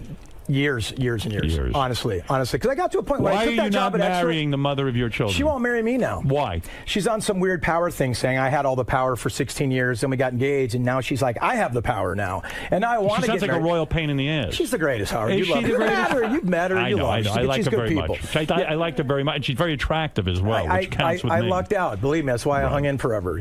But she's the greatest, and I went to all this bullshit to get to a good spot where we're at now. You know what I mean? I mean, it's kind of my life is kind of boring right now, and I like it like that. Boring is Art. Your life is boring because You know, Art sold drugs till he was 22 years old. Wow. And yet, when did you achieve fame in the band Everclear? Not till you were about what? 35 years old. That's late. And most record companies would have said, "Oh, you're 35 years old. You can't have a hit song." We got signed when I was 30 years old, and they told me, lie about your age. You have to. They brought me in. The president of the label said, you need to tell people you're 23 or 24. What was your biggest hit song? Seriously, the one that... I don't know what you depend on. Santa the first Monica. was Santa Monica. What do you think his biggest song is? Well, I think Santa Monica is huge, but I think Wonderful is great. I think Father of Mine is amazing. Father of Mine, that's about Incredible. your fucked up father not giving you child support, right? And At least dumping he you. got a good song out of it. I got a great song out of it. That's my point, though. I've done a lot of radio interviews with him, and people call and go, Art, you don't know what that song means to me, what you've been through. So, like, he really turned his pain into a gain for the world. Yeah, I admire him for that. Did your dad ever come back into your life at all? He tries to come back. My dad is 90 years old. Right. No. He looks like a Greek version of Grandpa Simpson. Swear to Really? God. And he No tries. How does he try to come back into your life? He's called me. He tries to Facebook me. And you're not up for it. Well, you know what? I'm estranged from my oldest daughter right now, and I have no idea why. What do you mean? She just doesn't want to talk to me. Wow. Yeah. You really don't know why, Art? She won't tell me. There's no inkling. Well, like, there was no last conversation where it went bad? No. All right, I'll be over here. No, I mean, right. I have sometimes kids go through that kind of stuff. Well, especially did you try to reach out to her? Yeah, and she just basically wants her space. She wants me to keep giving her money. Right. And paying for school. Does Well, that then make you're in touch. Does that make you resentful? Like, do you feel bad paying for I it? don't feel resentful. I feel sad. Man, come on, you got kids. It's Right. a hole in my life right now. Right. It's going to work itself out. How long has that been going on? A few months. Few months. Could write a good song. Yeah, stuff like that happens. Give her space. That's what I'm doing. Yeah. Look, she's right there, and I didn't even call her. Yeah. Right. You know? So whatever. Is that what he should do, or should he just call her and say, "Hey, come on"? What do we do? No. If she says she needs space, you know, one of the things is people not being able to get what they want. Right. If she's asking for something, give it to her. Right. That way, she can come to you. If you keep trying to impose yourself on her, she has to move further away. But Robin, if there's no reason why you're not communicating, that's a little unfair. Well, there's a reason for her, obviously. Yeah, she has a reason, but She she's has a not reason. ready She'll to tell me. talk She's not ready to about talk it about yet. it. I'll talk about Why it. don't you write a So I'm song such called a good dad. Why don't you write a song called "Daughter of Mine"? How long does it take you to write a song like that? That song, some songs take a long time, right? Yeah. Some songs just come pouring out of you. That came pouring? Yeah, pretty much. I remember writing that song and playing it for a couple friends of mine and this couple. And they're like, well, what's coming on the next record? And I played it for them. And they were bawling, the man and the woman. I'm like, so I'm onto something here. You know, Right. The label was like, this Crying is going to be a good. single. I go, this is either going to be a single that people absolutely love or people absolutely Do you think that's what inspired your dad to get in touch with you? Because he started friending you on Facebook and everything. I mean, It's like you're crying out to him, right? Yeah, Like, right. Father of mine, you know. But of course, it's rhetorical. You're not looking for an actual answer from the guy. I got my closure from the song. You did, know what I mean? Yeah. So you're never gonna really have your moment with him. I actually think I will, because I've learned a lot in the last few years about just being humble and about humility, and I just. Yeah, but the guy didn't even give your mom any child support. I get why you're pissed. No, look, you want to know a real story about that? And by the way, why are you waiting too? Because he's 90. I mean, if you're really going to make it, you know. Yeah, if he dies, you going to go to the funeral? Yeah, probably. Okay. If I'm invited. Right. You know, the thing about it is, when my mom got cancer, terminal cancer, my dad, right about that time, had called me and was like, look, I don't know why you're so mad at me. I go, really? You don't know why I'm mad at you? I'll tell you why. You got 10 minutes? And, you know, it's just like we talked about it. And he's like, what can I do to make this better? I'm like, nothing. You can call my mom. Right. She's dying. She's an old woman. She's dying. Listen to her. Let her say what she's going to say. Be honest. Tell the truth for the first time in your life. Don't deny what you did. Be a man. Be a mensch. Call my mom. If you can do that, I can at least start to forgive you, because we can move on. Right. And he's like, absolutely, I'll call her right now. And? He never did it. Wow. Wow. So Never called? that's pretty much your closure right there. You know, what I mean? That was a thought shot so. to get back in. I yeah. thought so. It's interesting that that's what you wanted him to do. Maybe your mom doesn't even want to hear from him. Good point. Well, You know? then that would be up to her to say, you know, F you, Go away. Yeah, I and want to then talk about she'd it. have her say with him, too. So that was the last conversation you had with him? Yeah, absolutely. Well, Right. pretty much. Yeah. I called him last year to wish him. Actually, I called him in February to wish him a happy birthday. He turned 90. I mean, 90. Come on. Wow. You know, and Well, he the didn't have any stress and he had to hang around with his kids, I guess. Well, I guess so. He's having a good long life because he had an easy one. My huh? mom's people are. My mom's people Stress are your mom scary. out. Right. My mom's people are hillbillies from North Carolina. They die early. Hey, I love that your dad's 90 and he's on Facebook. That's pretty amazing. That's amazing. Yeah, right. Dude, yeah. I got to say, that's something. I mean, he's kind of in touch for a guy 90. right? The hell put him on there? Probably Busy friending you. his stepdaughters and his step-grandchildren. Right. Because it sure as hell wasn't me. No, it's a tough life, man. And then you fell into drugs, and now you're, I mean, but the band, thank God, had success. But did he go off and have another family and be a father He went to them? he went and married a woman that had 2 kids, and he raised those kids. Right. And didn't leave them. No. He figured it out. Yeah. But I mean, you were talking about cheating and stuff. Before this relationship I'm in now, before this, I had never been faithful to anyone in my life. Why'd you keep getting married so many times? Seemed like the thing to do. Seemed like the right thing. And then You each thought time you were going to be faithful each time? Look, I was a kid that grew up in a housing project, got the shit kicked out of me every day until I learned how to fight back. Right. And, I had a pretty rough life. To this day, I want the picket fence. I want that. Yeah. Right. I still want it. It's the American dream. We all want it. Right. Right? Right. So, why give up? Still chasing. I've got it now. Did you go through all your money just in all the divorces because you didn't sign prenups? Yeah, I was just stupid with that. I didn't care about it. So you had to sell off your catalog, right? Yeah, I had to sell my catalog. Mark, you still own your catalog. We still got a catalog, Lord bless, because it pays me a teacher's salary every year. You know what I'm saying? Right. Which is nice. Yeah, no, it brings in money. When you're sleeping and you're making money, Howard, you know how good that feels. How much did you sell your catalog for? About $600,000. Oh, it's a steal! I had to pay off the IRS. I'm still paying off the IRS. For what? For back taxes because I had people who weren't paying stuff with my money. Oh my God! I got kind of effed up. I got fucked over. We're on cable, right? Yeah.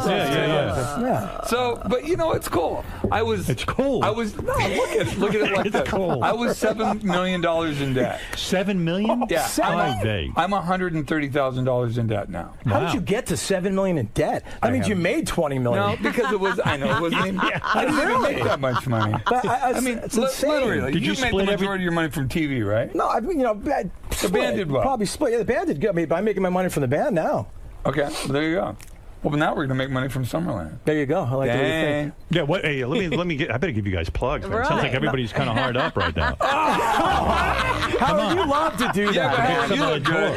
I'm sad. I mean, you made a fortune. You love to say about like Celebrity Apprentice. Everybody goes on there as a loser and stuff. But Mark was on Celebrity Apprentice. I know. It breaks my heart when you say it. I love you so much. I go, you're talking about me right now, bro. Not you. It's everyone else on that show. And I love you, and I'm like, oh, Howard, you know what a kick to the nuts that is. Everyone else on that show. I know, but That's like now you're on you. a reality show. I mean, come on, dude. Hey, I'm a judge. I get it, but we're all in this together, and we all love each other. No, hey, we all do. Anything but Celebrity Apprentice. Say no, though. It just hurts me a little. All right, any other you show. know how much you mean to me. I forgot you were on there, honestly. I didn't even remember. I blocked out that you went forgot on I was at the Jimmy Kimmel party, too. I was this year's Fitzsimmons. That's all. That's all. Thanks a lot. I did not forget. Were you at this year's party and he forgot? I saw him. Howard and my friendship have hit the glass ceiling. Oh, you're nuts. The Hamptons and everything is up here. I'm down here. And I'm going, all right, Jimmy Kimmel party once a year. I can say come out and stay with me. I don't bother him because it's Sandy Bullock, George Clooney, this and the other. So I'm hitting by the wall. I know Howard hates when people bother him. I'm trying to bother him, but I don't want to not be high and be rude. So hey, just come over. We hit the ceiling. We hit the ceiling. Show up. I love you. I love you. You know that. I love you. Hey, you got to hear this. I asked Mark and Art to. This is the greatest. You know our favorite song right now.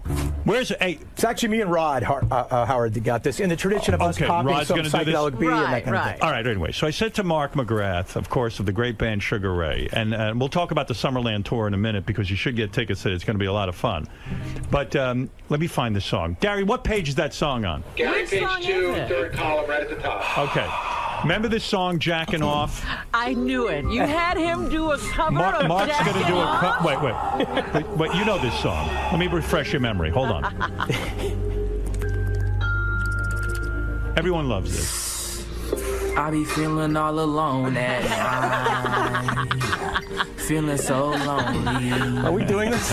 I want you, girl, to be my tenderoni. So I said, is there a way to make this a halfway decent song? And Mark always is up for giving it a try. He did it with Psychedelic B. We'll give it a shot. All right, give it a shot. All right. Here is... Oh, go ahead. I'll monitor it.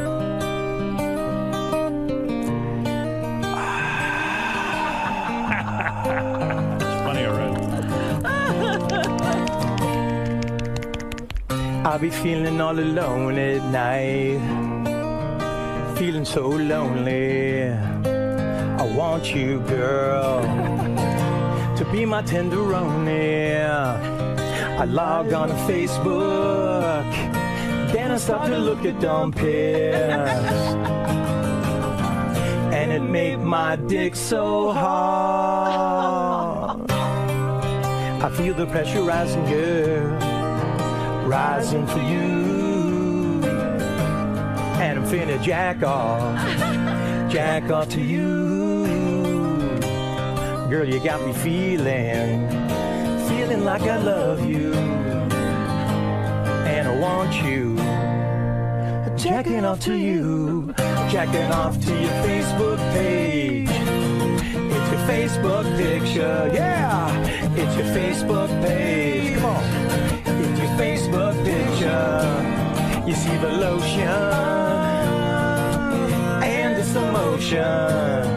I'm jacking off to you, girl. I'm jacking off to you. Oh my God! Robin's piss bag just overflowed. Look at that! Wow, Robin, are you full? Oh my God, that's fantastic. I love it. We spent 3 hours one afternoon recording this. We are mid-40s men with children recording this song. What's wrong with us? My 11-year-old son's in the next room. Rodney, is that a hard song to play on guitar, or it's just 3 chords? Just 3 chords. It's easy. Mark, hard to sing at all? You know me in singing, Howard. I've had an on-off relationship with Key my whole life, but fun to sing, and anything for you, brother. You love it. You love it. I love it. It's a ball to do. I love you kidding it. me? I love it. You know what my dream would be, Howard? What is it? If that would just be like a clip and some, best of week. That's all I ask. That's going to be a classic. I don't want to set it up for that, and it's not on the Stain Beetlejuice par. I get It's it, but fantastic. if you guys need a little filler bumper, we're your men. Art, were you offered to be the front man in the new cars? What? Yes. Is that true or false? Yes. It is true. Whoa. Offered? Yeah. Oh, yeah, How does that come about? The cars were... How did you know that? Because I know every fucking thing about you, man. I stalk you. God, I love that. Just that vitriol in your eye when you say what that. happened? How did you get offered that job? That looks like one of my ex-wives right there. I'm taking you to the cleaners. Fuck yeah. How does that come about? I can say fuck, right? Yeah. Fuck. Go ahead. Okay. It's not fun when you can say it, though. I'll give you a PIN number out. I even know that on your bank account. If you know my PIN number right now, I'd be impressed. I'd say I'd give you my wallet. 1419. Everyone knows it. No, I don't know your PIN number. But what about this idea of you being the front man for the new cars? You turned it down, obviously. Did you rehearse with them? No, I met Elliot Easton and Greg Hawkes, and I was like, this is great, and I'd love to write songs with you guys, and I don't mind doing some old car songs, but I'm not going to be the singer of the Cars. Right. Because Rick Ocasek is the singer of the Cars. That's right. And I'm not going to do that, and this is all his stuff. So Todd Rundgren did it. And they wanted me to leave Everclear, right. And I wasn't going to do that. I would love to do it as a side project, and it would have been great. And I grew up with the Cars. Yeah. If you listen to our new album, which I just finished 2 days ago, right, and turn it into the label today, comes out 3 days before the tour, right, June 26th. Invisible Stars. It's big guitars, and it's got old vintage synths on it. There's a lot of Cars to it. I grew up listening to the Cars. I love the Cars. So it would have been kind of a cool thing, but you didn't want to leave Everclear. I wasn't going to leave Everclear, and I wasn't going to disrespect Rick Ocasek. Mark, are you a political guy? Not really, Howard. No, I figure stay out of that arena. I leave that to Art and the smart people. I'm an idiot. You want to hear about my political concerns? You don't have any political I concerns. have a lot, but I'm an idiot. Well, I can't. You just want like weed made legal or something. Just weed and housewives in New Jersey. That's it. I'm straight. Wow, that's your politics. Were you a big John Edwards supporter? I wasn't a big John Edwards supporter. I like John Edwards. He called me. Yeah. He asked me to go on the stump with him. I went on the stump with him. That's a supporter. And, wait a minute. No, you're saying big supporter. Right. I went on the stump with him, got to know him a little bit, saw some weird shit going on. What was the weird shit? Did you see the real stuff? There was a woman on the thing that was driving people around and taking pictures, and she looks a lot like Riel. And that bothered you? It just. Did you see some hanky panky? Look, can I just tell you one thing? Did you see hinky dinky? Look, I mean, he might get called I'm in into a rock the band. case. If I fuck around, no one's gonna go, oh my God. They're gonna go, yeah, whatever. Right. But if you're John Edwards, but you will not be president of the United States. Fucking around. If you fuck around and get caught, Yeah. right? They all Unless did. you're Clinton. They didn't, and that's where they got Obama. Because he's too smart. He's not going to do it. Would John Edwards high five you after doing her at all? Like, would he ever come out of like the bathroom with her and go high five? No, I was worried about. I took my soon-to-be estranged ex-wife on tour. I'm just glad he didn't nail her. Right. That would have been embarrassing. that would have been awkward. Are you angry with your ex-wife because of the money you had to pay out and stuff like that? What's that? I say, are you angry because of the money you had to pay out? I didn't pay her that much money. It was didn't. the kid's mom. I see. She got millions. Mark, why don't I see your children in Us Magazine Yeah, why next don't to you sell the Suri? pictures and all that? Why don't I see you with the kids? Oh, because no one cares. We'd gladly pimp them out, but no one's been asking. Isn't it true there's a park in L.A.? You live in Yeah. L.A. If you bring your kids to this park, isn't it true the paparazzi stand there and you can get them in the magazines? It's the truth, Howard. Gary and I were going to Stamos' party. Right. And I drove Gary by the park, and I go, Gary, that's the park where all the celebrities go to get their pictures taken. Like, those aren't just so organic, those pictures, Right. There's stylists and nannies off to the side, as soon as paparazzis leave, like, take this, Brian, let me get out of here. You know what I mean? But it's LA, dude. It's a whole setup. You know how it is. But I go to that park and no one gives a fuck. I'm like, I'm naked. Anybody? No? Robin and I are going over to the park today. with your kids or just by yourself? No, but Robin with the new He'll bag. put kind me of on like, the swing That's and- right. So people could see it. That's awesome. Mitch, quickly go ahead in Boynton Beach, Florida. Hey, Howard, how are you? Hey, now. I got a funny story to remind you, but I also wanted to mention the 11th tradition to you about anonymity. Anyway, my sister was one of your stalkers, someone that you did a lot of flirting with. She bragged about how she found you in some hotel in St. Louis. Me? No, my sister. No, Art, not you, Howard. Art. Oh, Art. I was like, oh, there goes my marriage. Yeah. I mean, geez, I've been a real good I've been in St. camper. Louis in 6 years. All right. You know You're what? saying your sister. Let's hear it. I hear Art Alexakis stories all the time, but the best one was when the girl called up my wife at the time and goes, I don't know how to tell you this, but your husband's down at the bar all over this girl, and I'm sitting right next to her. So take it with a grain of salt. Now, let me hear your story, Ace. Yeah, you'll probably remember it. It wasn't St. Louis. It was a smaller city because she bragged about she found the biggest hotels in town, got to the right one, said, is this guy looks like you at the bar? And you got on the phone with her. You flirted with her for a while. Anyway, you came to the Mercury Lounge in New York, and you were playing. Did he bang her? That's the story? No, he didn't bang her. Oh, what kind? Get off my phone. What kind of story is that? It's the Howard Stern show, dude. To a woman. Wow. What an asshole, Art. Would you do girls on your period? That is the grossest. What a song that What a is. name, too. Yeah, Hey, coming up. right. It's Well, we'll see. But you would do a girl on her period, right? Yes. Yeah. I mean, who Would cares? you? Yeah, You of do, course. don't you? Yeah, Come of on. course. You gonna wait a couple days? Yeah. Like I got time. Yeah. They could run away by Look, the way I look at it. Right. See, you're joking about it, but I'm serious. Every time a girl lifts her hips up so I can pull the panties off, it's like, thank God. Even when my wife does it, I'm just like, I'm having sex. This rules. Right. I never get over it. How do you get rid of your sex addiction? I mean, what is it? I put therapy? it into my family. I put it into my work. Or you beat Oh, off. yeah, a lot of that. Do you beat off a lot? Of course. You do. Of course. And what do? You think about other girls and stuff other than your wife, and then sometimes you bang your wife. We all do that. Do you have Actually, such a to be honest with you, I get way harder thinking about my wife now than anyone else. Do you? Mark doesn't believe you. Mark's laughing. You know, at that. because why are you Mark laughing? hasn't We all made get that hard turn. of our wives. Again, we love our wives. We get it. But everybody thinks about other chicks when they jack off. No, End of story. Why am I the asshole? Shit. No, I'm not saying. I mean it. He's right. You do think about other chicks when you jerk off. Of course. Of course. Stop it. Sometimes. Get a grip on it. What about cunnilingus on the period, Howard? Not me. I did it once by mistake. Me too. You taste that battery acid, you're like, I didn't, you know what? I didn't even know. I just looked in the mirror afterwards. I had big lips, big clown lips. Ronald McDonald Chin, the She chin. looked like a Viking with a red beard. Yeah. Me, no matter how much period juice is on my face, I never look like a Viking. I look like a rabbinical student. But it's, hey, listen, that's me, you know? That's me too. So, did you ever, Art, I mean, I know that Mark has had celebrity women because, listen, he's a good-looking guy.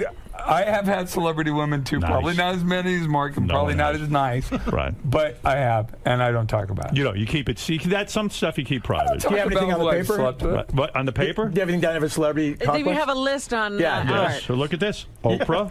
That's right. Look, man. Look, my wife today has said, if you can marry Oprah, marry her and adopt me. Right. Good point. No problem. But the celebrity women. She said the same thing about Robin, too, by the way. But being with a celebrity is a real turn on, right? I mean, when you're with a famous woman and you're in bed with her, sometimes that's pretty incredible stuff for a guy who grew up in the projects, right? Be honest. There was a time when you're sleeping with a girl that you see up on a movie screen and you're like, or on TV, and you're just like, wow, they're all the same. Everybody's the same. Right. When you get down to it and you're naked on the bed, you're all the same. It's all pink on the inside, right, Art? As an insider, as an insider, what are you excuse me. Sorry, Howard. No, was that a slip or was that good? I don't even know what I was trying to say. I'm embarrassed. Man. Where are you going with All right, this? forget If you it. did that on purpose, I don't know. you should do this for a living. I'm thinking of getting into the business. All right, boys, look. I could sit here and bullshit with you all day. Us too, dude. Us You too. know what I mean? But I mean, all good things have to come to an end. Absolutely. Isn't this going to be a great tour? I mean, come on. Yeah, Yeah. it's gonna be fun. And don't even bother singing. Just sit there and talk about girls you fucked. Oh, we are, but we are. Don't We're do going to that. come out between sets, Right. And we're going to talk. We're going to go out MC to the the crowd.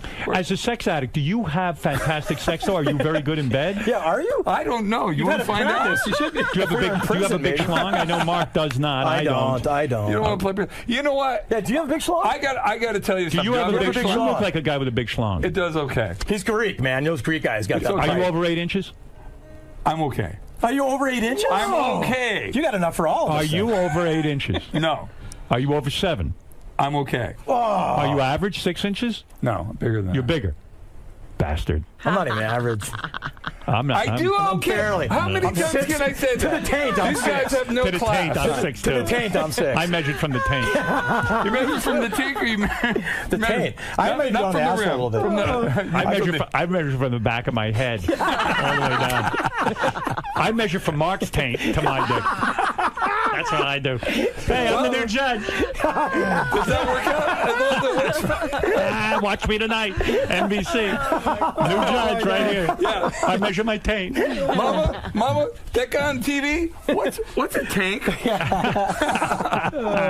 How do you measure from the tank? Can you hold out a long time with a woman? I mean, can you go like a half hour and stuff? Sometimes. Wow. Sometimes. God, I can't do that. I've never done that in my life. I get too excited. Sometimes. I'd have to be with a guy to hold out a half hour. I'm not Did you kidding. have like wild, crazy sex? You know, you say a sex addict. Look, what was it like? 2 or 3 women at a time? Yes. Oh, nice. Yes. Come on, don't even talk shit. I'm Irish. There's no way. There's guilt and shame. What are you talking about? I'm Irish and Greek. I have it from both sides. Yeah, but Mark's ashamed of his little penis. Yeah, you don't hear what he's saying. He understands. He empathizes. Yeah, I don't want anybody seeing mine. Me either, dude. I'm in, I'm out in Sports Center. I gotta say, I have been in rooms back in the days when we had to share rooms. We'd all bring girls back to the rooms, right? And so, even though a girl's on top of you, you can see your buddy next to you going at it, and you can see what they look like. Right. And I'm just like, damn, I'm bigger than that guy. Awesome. You were bigger than the whole band. Your entire band, you were bigger than. Yeah. Wow. Good for you. Yeah, but I'm not that. I mean, look, my ex-wife got with a guy 6'5". I hope he's bigger than me. Right. Well, anyway, listen, guys. It all works out. It's fucking crazy what we're talking about. It really is crazy. But are you having fun? I'm having a blast. I'm having a blast. I'm having the best Thank time. you for letting me tag along with this. I'm on the guy. Howard Stern show. I'm having the best time of my life. Listen, you guys, had a blast having Me you too, in here man. today. Robin, Fred, Benji, everybody. Thank you, guys. Let me thank Rodney, who does such a beautiful job on guitar and Thank you. harmonies and all that kind of cool stuff. I want to thank my man Art. And Art, how the fuck do you say your last name? Alex Zakis? No, close. Alex saw Kiss. Alex went and saw the band Kiss. Alex saw Alex Kiss. saw Kiss. Alex saw Kiss. You'll never forget it now. I'll forget it the minute he leaves. I know. Art Alex saw Kiss.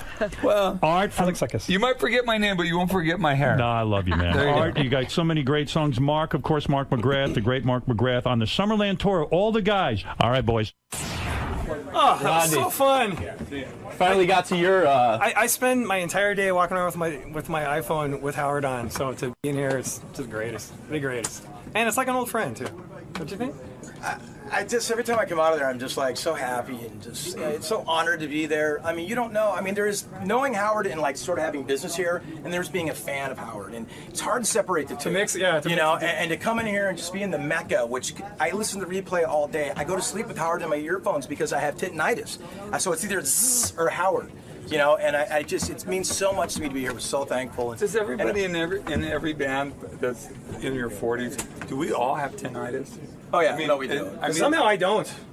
And I'm the only one He's that the doesn't only hear guy it. He's the only guy who's been here. I don't know. It's drums. But anyway, it was an honor to be here. Howard and Fred and Robin. It was good. Robin was very involved today, which was great. And I was just awesome. Involved. She's great. Yeah, she's awesome. And Art, you were great, dude. It was interesting. I'd usually go on by myself and have you. You seem very relaxed. I don't know. I mean, Just be yourself, right? It's what we do. You're fantastic. But no, Howard, it's fun with Howard because you never know where he's going to go. Well, thank God he likes us. If he didn't like us, it would be... If he didn't like us, we wouldn't be here. Yeah, that's for sure. We wouldn't be back. It's not like he needs yes. I've heard him have people on that he doesn't necessarily like. I know, but not more than once. once. It's a hard time for him. Not over and over again. Yeah. It was awesome, Lisa. It was fun. Love the tissue song. That was not too bad. You know, we know how Did you even get to the tissue line? I didn't hear the tissue. Did you Not the tissue, but it's the jacking off. Just tissue and jacking off kind of songs. But you know, it's we're part of sort of that history of playing these songs as bumpers with Psychedelic B. And, you know, we're like, God, we hope this is good enough. They laughed enough to be part of that best of bumper coming in on a Tuesday. So. It was disturbing learning it, let me tell you. It was fun, yeah. Mark, the weirdest thing is rehearsing that for 9 hours. Yeah. Mark, you've hung with Howard through everything. I mean, he drops it down to 3 days a week. You say, I'm still on board. I'm still with him. He goes to AGT, you support him. Yeah. Can Howard do any wrong by you? Not for me. Howard really can't. Unless he, like, goes and kills somebody or something. I mean, I just... Well, it depends who he kills. Well, yeah, that too. I mean, I just love the guy so much. I love the essence of Howard Stern. Nothing to do with anything he can do for me. I just love the guy. I love the way he thinks, what he's about. I love his take on things. You know, I was never the biggest, like, the strippers and the midgets guy. I like how Howard views the world. You know, I share a similar view. I mean, I shamefully say I get my politics from him. He's my Jon Stewart. Is Ryan Seacrest on the line? Yeah, you could just pull up the ISDN and you guys should be on together. You were on Ryan's show and I'm doing promotion for America's Got Talent. Okay, that's why we're doing this. Yeah. Okay. Right. Okay. Hi, Robin. Hi, Howard. Hi, guys. What's happening? Hey, well, I have a button that says Howard on it that was just built over the weekend for you. So we're together. I'm not going to curse. Don't worry. No. We're good. We're good. Yeah. So, well, thank you for doing this with us. But there was a meeting about that, but, you know, we're fine. First of all, I got to tell you, I went on The View the other day, and I got a lecture from their host, Bill Getty, their producer, Bill Getty, who started to lecture me about the FCC and language and all this stuff. And I said, guys, I've gone on the Letterman show and other shows where you can't, use foul language. And I was a broadcaster for many years. Right, before. On terrestrial radio. Yeah. Well, my guess is you also know who you're talking to wherever you are. Right. So when you're on primetime television, you know that kids and families are watching this show. Yeah, by the way. I think that Ryan might use a curse word every once in a while in his private life. Do you? Ryan, do you curse in your private life? Can I admit to this now? Is it all right? Yeah. Will I still be able to come back and do the drive show tomorrow? Yes, I do. Can I say something? I actually said one time. Yeah, you I did. said the F word on this broadcast. Really? And I don't know why. I accidentally did I remember it, and why. I had to dump myself. What was the reason? I remember why. Because we were watching a feed of some models that look not unlike your wife, Howard. And Ryan said, oh, my God, she's so blanking hot. I believe that was the case. You know, for years I used to, I wasn't doing it in a funny way, but I used to question Ryan's sexuality only because he came on the show, on my show. A few years ago, yeah. Yeah, and then like I would have women on who dated you from time to time, before your present girlfriend who you've been with a long time. But I had like a Playboy Playmate on, like Sarah Jean Underwood, and she would say, oh my God, I went out with Ryan Seacrest. We went away to a beautiful island together, and we never had sex.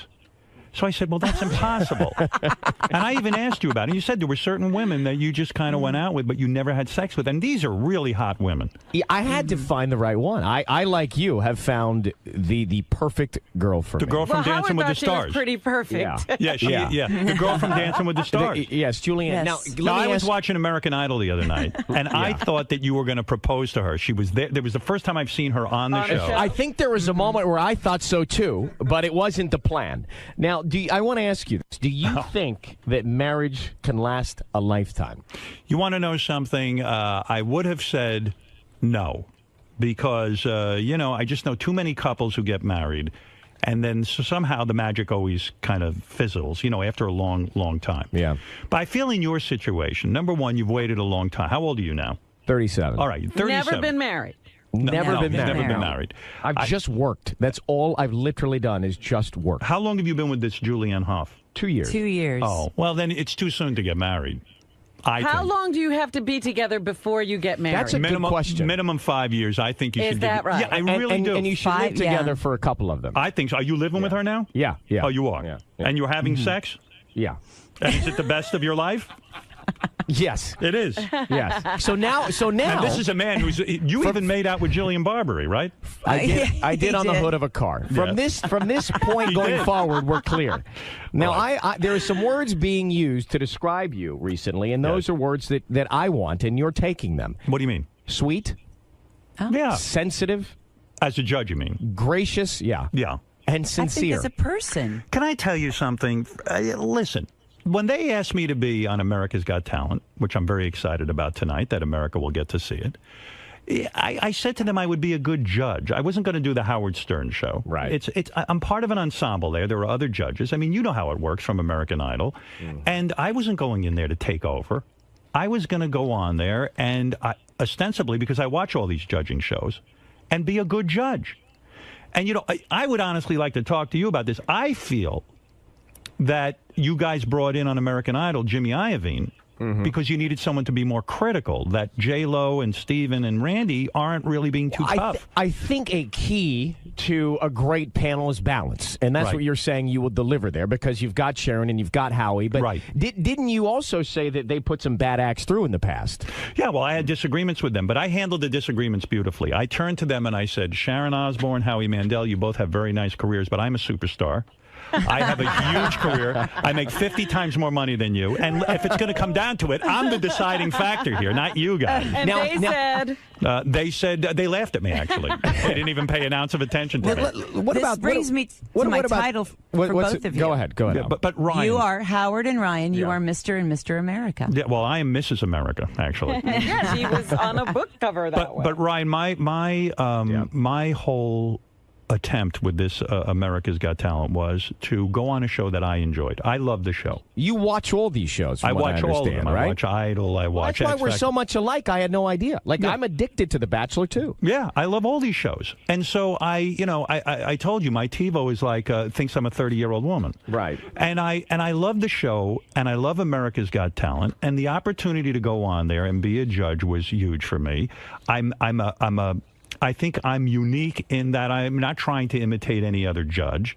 People said, are you going to be like Simon Cowell? Are you going to be like this one or that one? I said, no, I'm going to be me, and I'm going to go on there and do the best job I can. Was there any other reason in your mind to join a primetime television show other than the fact that you liked it? Was there something else playing into that decision? A lot of people thought it was because I'm on satellite radio now, and that because people have said that it was, does he want to be more relevant? No, Ryan, I want to be less relevant. The problem is I'm too relevant. I wanted to go hide.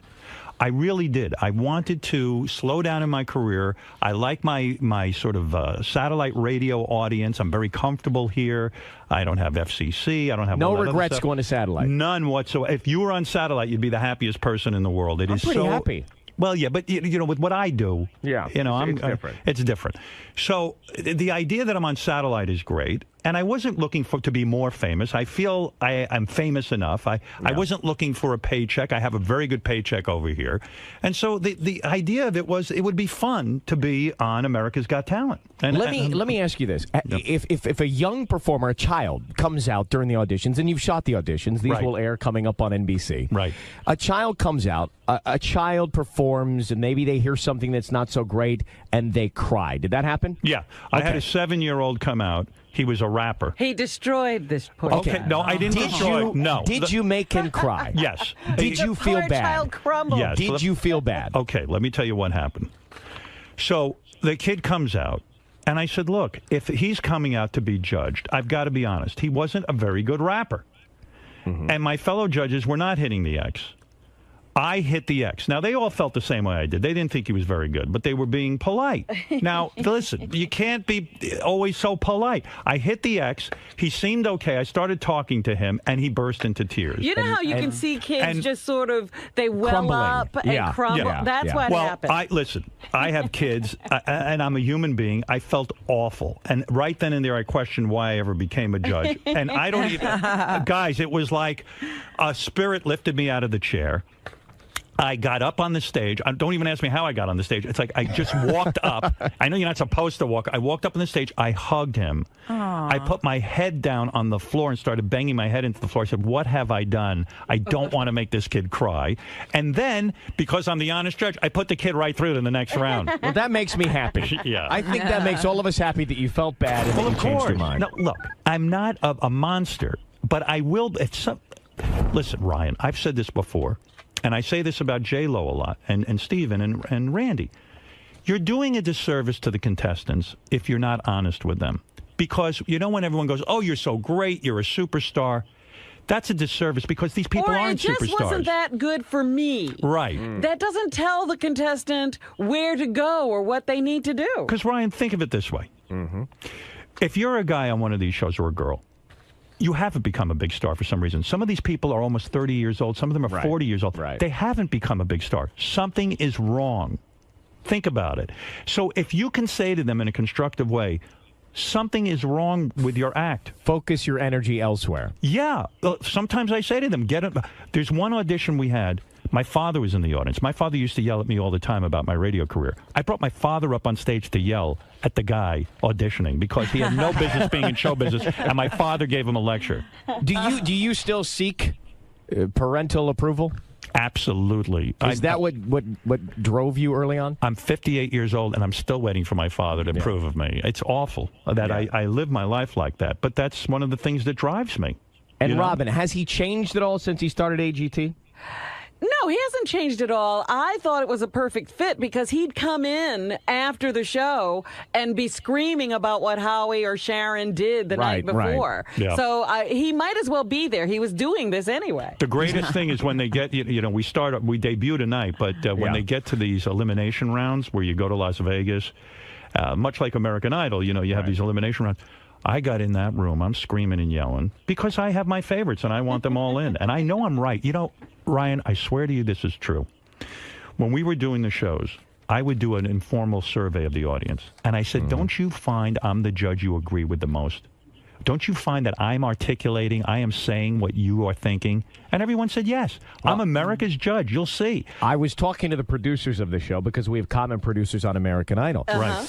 I said, well, how did the auditions go? And what did the crowds do when he came into wherever these venues are where you did the auditions? And they said, well, the women would scream and so would the guys. The guys over 40 want him and so do the girls. And I said, well, that doesn't make me happy. You guys should have grabbed me for American Idol when you had the chance. I think you owe us a thank you. Those rumors may have gotten you this gig. I think they did, actually. I think everyone got nervous. Hey, how come you didn't go to Dick Clark's funeral?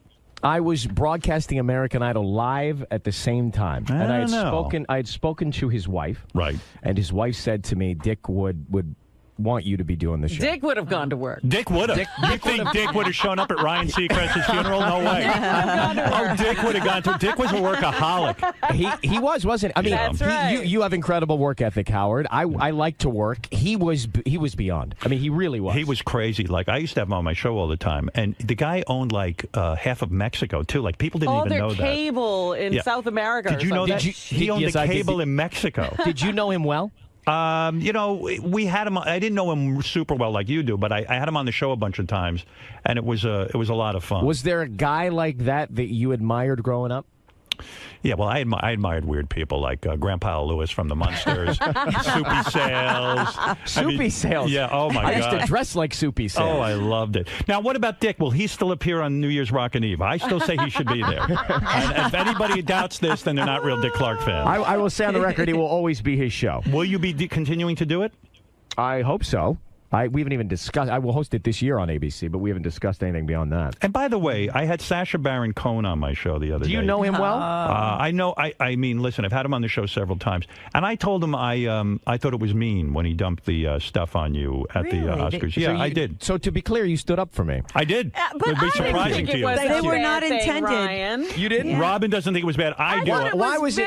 But it was meant to humiliate. It was meant to humiliate. It wasn't Ryan. humiliating. But the ashes were not intended. But they weren't intended for Ryan. Ryan got the real scoop. Well, George They were Clooney. intended for. You originally said they were going to throw it on George or Brad Pitt or whomever was going to be going down the carpet, and they decided against that. I was surprised. I will tell you that, Robin. But you was were upset, surprised. right? I wasn't really upset. I have to tell nothing really upsets me when I'm on the air because I kind of figure you're there and whatever happens, happens. And it doesn't really, I don't get bothered by that kind of stuff, to be honest with you. How much money are you making now? I can't figure out how much money you're making now, and I'll tell you why. Because, like, you have a lot of different deals going. You just signed a contract with NBC Universal to contribute to the Today Show, right? Yeah. And then you're doing the Olympics coverage. Then you got that whole How production. are you going to do all of this? Then $300 million Clear Channel gave you to invest in your production company, right? And you're starting some new shows. Yeah, then you're starting another new show. Then you got the Kardashians. Then you do a countdown show. And then you do Idol. We should sit down and talk. Do you still get these manicures? You know what? I would love to go with you. I just started. Would you shiny buff? What do you do? No shiny buff. What do you do? No shiny buff. What do you do? Let me tell you what happened. Because I would go and we could chat. When I make love to my wife, and I know that's a disgusting thought to think about. Don't go any further. But when I do, she would complain about my nails, that they were rough and that they cut her and stuff. Okay. And I can't cut my nails. I don't know why. I'm just so bad at it. I went with her one day and I said, I want to go get a manicure and let them cut my toenails too. I didn't want to call it a pedicure. And I had it done. And I'll tell you what, now I go every week and I'm there. It's great. It's great. But why not the shiny buff? A shiny buff, I feel it's too shiny. It looks too feminine. He's right. It does look too feminine. You don't do a buff, but and have you gone any further? Have you done any waxing or anything like that? No. Well, don't act so apoplectic. Doing that? Are you doing that? I do it on the eyebrows. And Robin, yes, you understand why you don't want your man to have that thing going the whole way across. Well, there are some people who are letting their eyebrows get a little out of control. Well, we should stop them. Yes. Yeah, like Baba Booey. You want to know? You want to know how I knew? America's Got Talent is doing a lot of promotion, and commercials and stuff for the show. Yeah. And so I said, I wonder how effective this is. I walk into the nail salon, and everyone there is either Korean or Chinese. Yes. And a woman looks at me and she goes, I saw you TV, shiny buff, TV. and so I know this must be having some sort of impact on people. Well, you know what? Ryan can tell you because he went from being a local radio guy. Right. I still am. And then I still am. But then you wound up on American Idol, and that does change your life, doesn't it? But you know what? I never, ever, ever for a minute thought about quitting my day job. No, it's not about that. But you know what I mean? I'm thinking about it. Exposure is huge compared. Yeah, it is. Yeah. The impact of primetime television is significant. When I read you were going out with that girl from Dancing with the Stars, I think she's so hot. What do you think I thought when I read you were going to be an Idol judge? Oh yeah, you must know what have I really mean? freaked out. What was your reaction when you heard that I might be the new judge on American Idol? It was like one part of my body, the shorter part, was excited, and then the other part, the smarter part, was not so excited. Why? Why though? I actually was. I thought here's what I said to I said this to somebody yesterday that works over at NBC. I said this is a really good idea. This is a good idea because you are smart. You know how to broadcast. You have an audience, and you will bring in a new audience, and it's and it's unexpected. And it's unexpected. Yeah, so I wish you, I really genuinely wish you luck with this. I don't know how long will you do it? I don't know. I'm trying it out this year, and I want to see if America likes it. Then that would influence. So you have a year deal? I have a year deal, and then sort of like an informal thing where if I come back a second year, they've set up some kind of parameters for the talk. And do you like Howie and Sharon and I Nick? love Howie and Sharon. Howie has I've been a fan of Howie's for years. I love Howie since the old days of Merv Griffin. I mean, this is a guy who's been around and he has a huge successful career. Very quick. And it's great when he comments on comics, especially because he knows that end of the business. And Sharon, is one of the most ruthless managers in history of show business, and she is terrific. And really, I'm just having a lot of fun. I love Nick Cannon. You know what? I have a style tip. What? Go ahead. Oh, this will be good. Okay.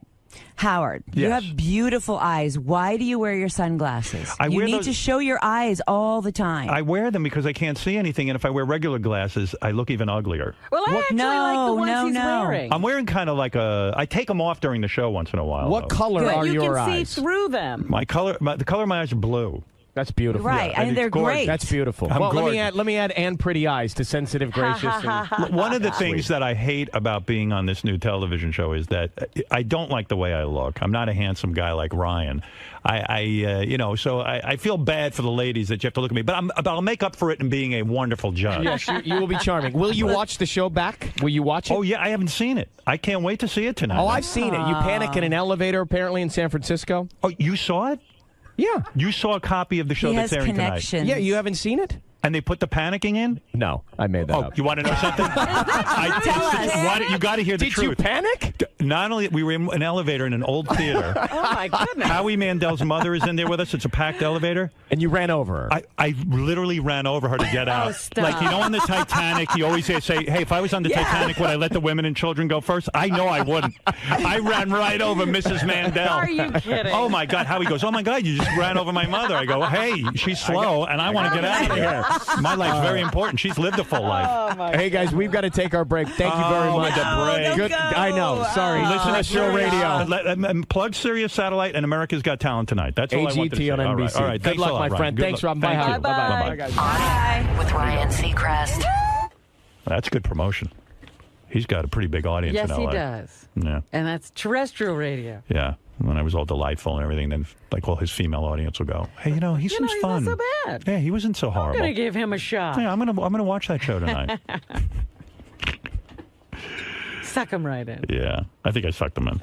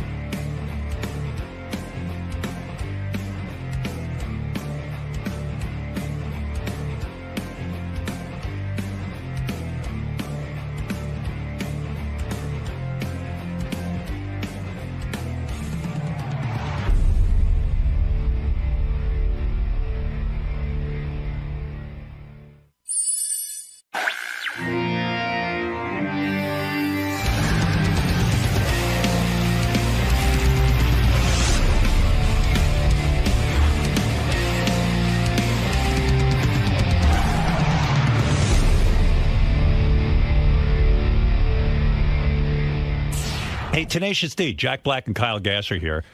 Kyle Glass. Kyle Glass. Yeah.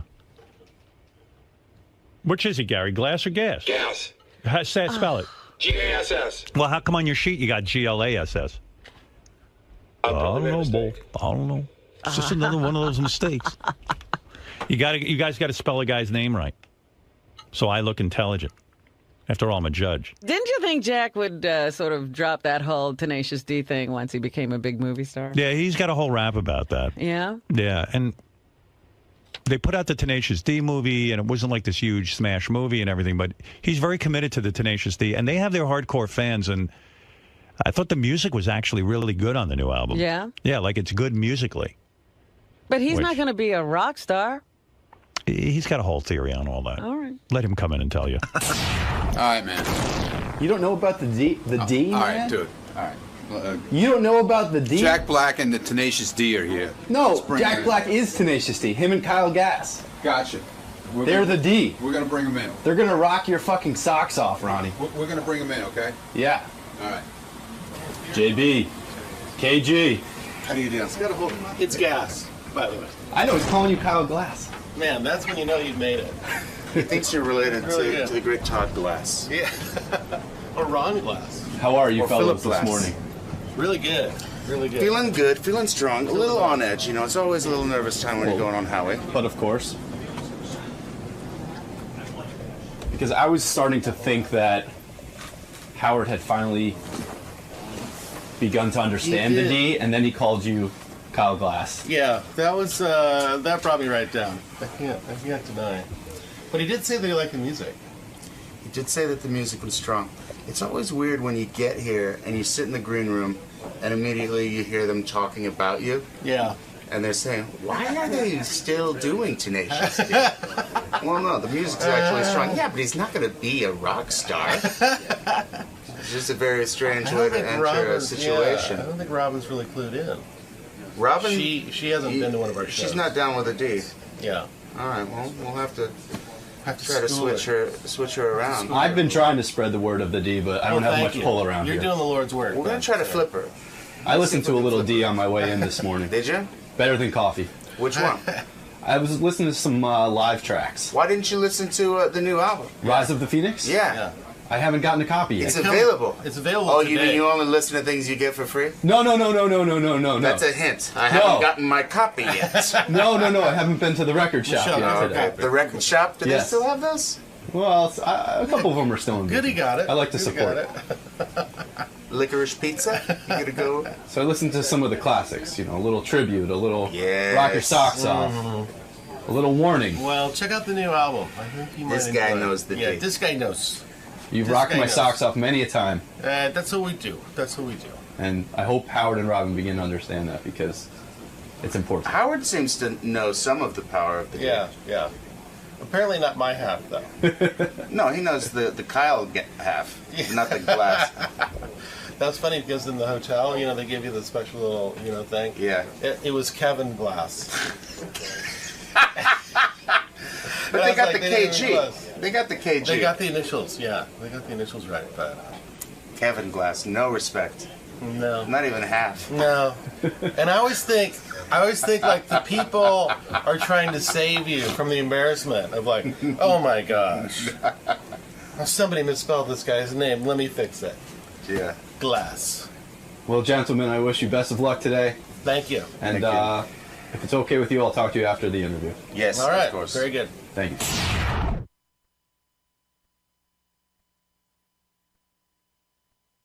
Not my fault. Now who is it?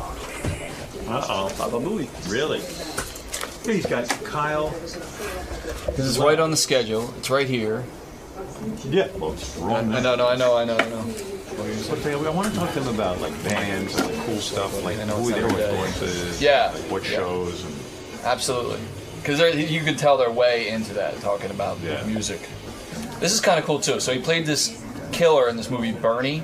Yeah. Didn't do very well at the box office, but he went to visit the real Bernie in this maximum security prison. Yeah. And he said it was like wild, the inmates are scary, the prison guards are scarier, and there's just this feeling of tension there all the time.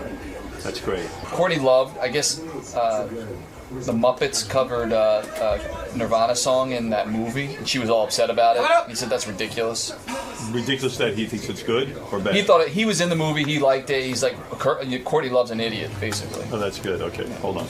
That's a funny story there, too. He was obsessed with Bobby McFerrin, and when McFerrin used to ask for volunteers from the crowd, he used to run to the front of the stage. Really? He said he got on stage with them, and Bobby McFerrin basically told him to cool it, to tone it down, because he was being such a maniac. Tenacious D is here. Jack Black and Kyle Gass are here.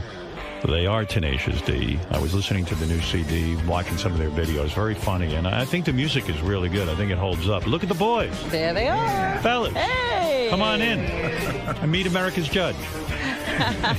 He has listened to your music and is ready to judge. I'm a judge. my God. I listened to the new music and I loved it. So, hey, Good. Whoa, love. I'm putting you guys through to Vegas. Thank you. Yeah. Wow. How are you, boys? He has talent. I'm doing well. I got a little phlegm this morning, but I'm doing very well. Now, Kyle, I always remember you were a little bit on the heavy side. Jack, you always had a weight issue, but I was watching the new video and I noticed you had put on quite a bit of weight. No, Jack has... I thought he was pregnant. I've always been an influence on You thought I was pregnant? And now he's Jack, caught up. what's going on with the weight? Seriously, you got married, It's right? true. I am very fat right now. Why? What is going on? Do you not care anymore? Have you given up? No, I really am trying. I'm just very hungry. What do you eat? Take me through a day. Kyle, I can only imagine. You're a movie star. You have to watch aren't you a movie star? I know, yeah. What are you thinking about? I just, what do I eat? On average, I'm pretty sensible. What do I eat, Cage? You tell him. Yeah. You try like the devil every day. I just, really, I guess, people have a hard my time. Kryptonite is the fried foods. I love the fries. Yeah. So does anyone ever get to, like, you're a wealthy guy now, can you get a nutritionist or prepare meals for you? No. You haven't done any of that? I could, but that just wouldn't feel right. That's no fun. Do you have a nutritionist? No. You know what I do? I just kind of portion control. You do the same thing every day, don't you? No, I've branched out, and I have been putting on some weight. I got a bit of a gun. No, Howard, listen, Howard, no. No, I have. No, you cannot relate. I know you think you know. I can And relate. you think when you see a fat guy, you go, what's his problem? No. I know what it's like to have to lose weight. No, you don't. No, I do. No, Howard, you don't. Jack, you're wrong. You've never been fat. Jack, I have. You're a tall, skinny man, and when you're fat, you're like a little thicker around the middle. No, he was fat. He was not fat. I can attest. He was skinny fat. No.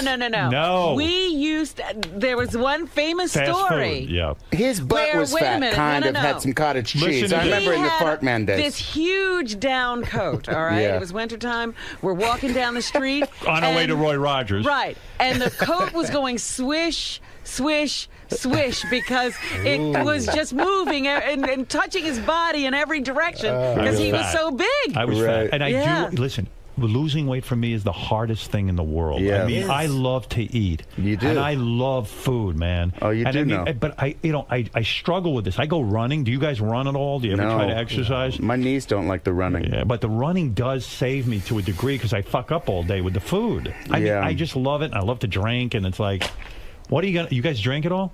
No, a little bit. Yeah. A little. That's not my problem. No. You guys don't get high either, No. right? No. Not well. Occasional celebratory J. Yeah, but not like the olden days. That's for sure. So I had this feeling that.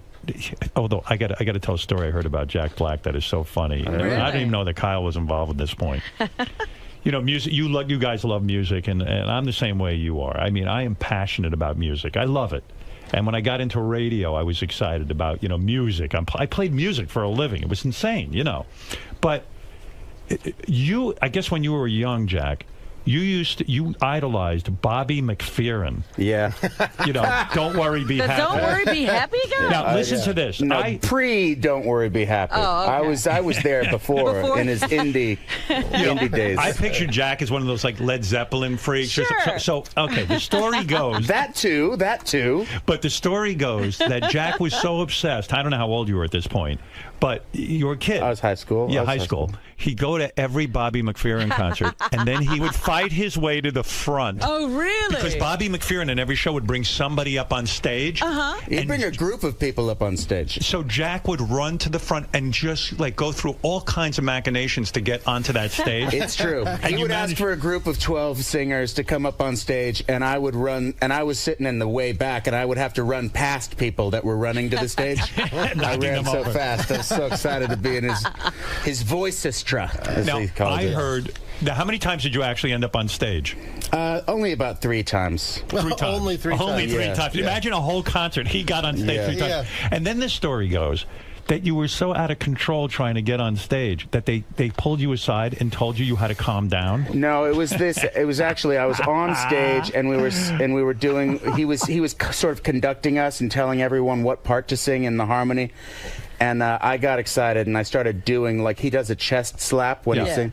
And I started doing the chest slap, but it was unauthorized. And he gave me a little, shake of the head. Please don't do that. Don't do that. Please stop. Did you back off and stop slapping? Of course. Yeah, right. He's Bobby he was McFerrin. my god.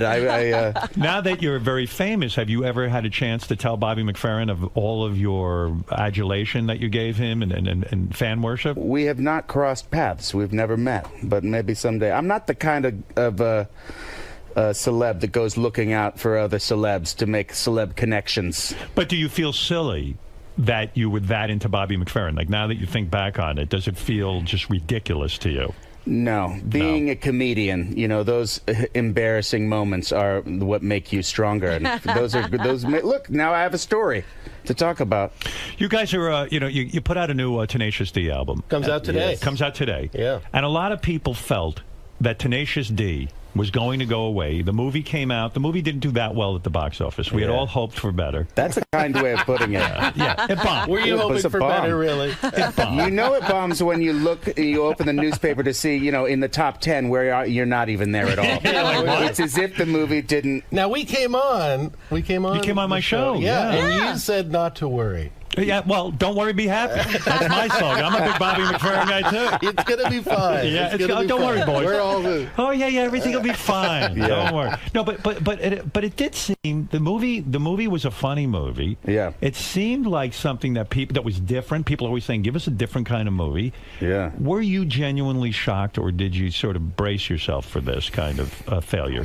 I felt pretty confident going in that it was going to be a hit. And, I was shocked. Yeah, you have no perspective I on was it, though. stung. Yeah. I felt like America had dumped me. They rejected you. And Kyle, this was your big thing. I mean, you God. know, you I were took finally. it hard. Yeah, I took it hard. You did take it hard. Jack is like a bump in the road, and then he's going to. Right, he's on to his next 50 projects. Yeah, for you, I'm on my next 50 bombs. I was like, I'm ready. Kyle, I'm ready. When and as serious as you guys can be, when that happens, and Jack has this big thriving career, and he's going to move on to his next film. Yeah. For you, when you say it really was devastating, how far did that go? Like, did you hide in your house for a while? Did people start calling you and go, I'm so sorry, I know this was your break? Yeah, it took me a while to kind of come out of the house again. I started to resent the whole thing, and then I started resent the whole Tenacious D thing? Yeah, because I just really, I was sort of putting my whole thing into it, and then I desperately started a lot of side projects. Yeah, you did to try to without Jack. Did anything light catch fire? Then I realized that Jack was my meal ticket. Yeah, right. You went and did a bunch of side projects, and none of those worked either. At any time, did you want to become suicidal, or did you become suicidal? I just started eating a lot of marijuana. I think. Really? You began to eat marijuana, not smoke it either. No, it wasn't strong enough. Right. Are you a big pot guy? No. Right. But you became a big pot guy. Yeah. Because it is a disappointment. I don't know if people realize how much you pour your heart into this project or anything. And it takes a long time. It really does. Yeah, we probably started working on it around 2000. Yeah. Were you shocked that you guys have now put out another album? Because most people just feel after a movie tanks, that's it. Tenacious D is over. It's the end. No, I always knew we were going to put out another album. I mean, when we started, we were playing to, 3 people in a coffee house for no money. Right. And it was a blast. So we know we've always got that.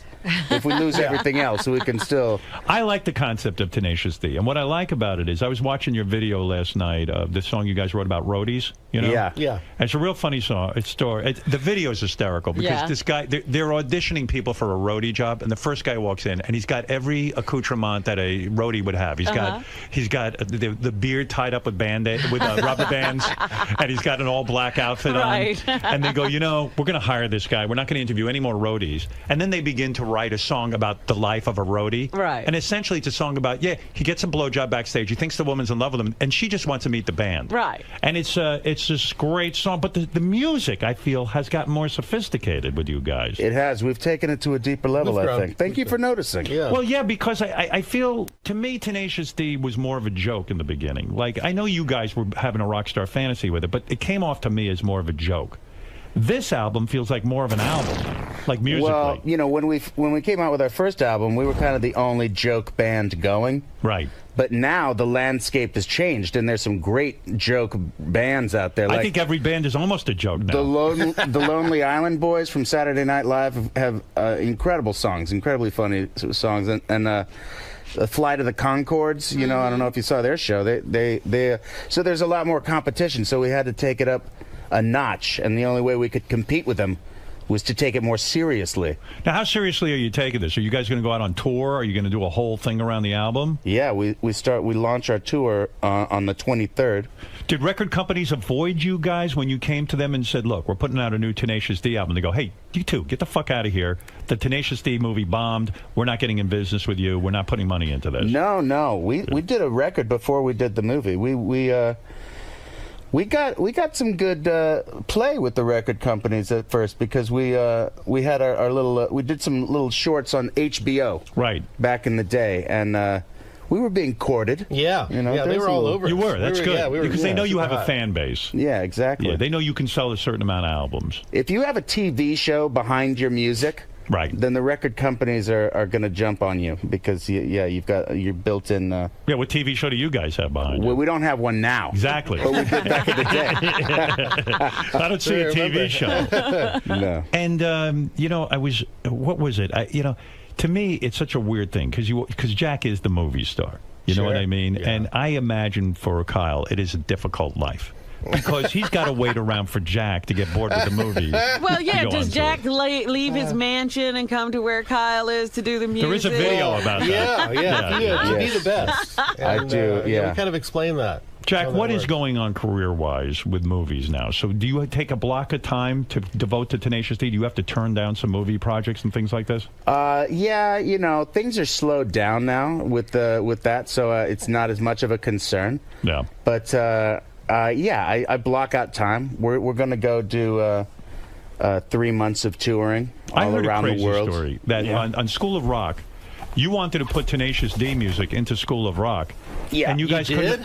and they couldn't afford to get the songs on School of Rock. Is there any truth to that? That's not. I've never heard that story either. You've never heard that? No. I heard that it costs so much money to get these songs into a movie that it's difficult to do. No truth to that. No, not on that one. Where are you guys at musically now, anyway, in terms of your own taste? Is there anybody? I know that the guy from the Foo Fighters, Dave Grohl, is on your album, plays drums. Yes, which is a great honor because he was the drummer in Nirvana. He's the greatest drummer alive. He is. That's the coup. How did this joke band get? Is he on every track? Yeah, he's on every track, and he's How did you get him? Did you? He's just down with the D. He saw us before we were big. You know, we were playing at the Viper Room, and he's just a huge fan of music. Do you pay a guy like that? How do we pay him? Yeah, seriously. Does he get a piece of the album or something? We take care of him, but it's not. He's you mostly, guys know how you pay him. It's mostly charity work for them. No, but is it though? Really? I mean, because Dave Grohl is going to want to be involved. He's doing pretty well. I don't know if he's really. What do you think he's worth? A guy like Dave Grohl. Who's worth more, Dave Grohl or Jack Black? Do you think?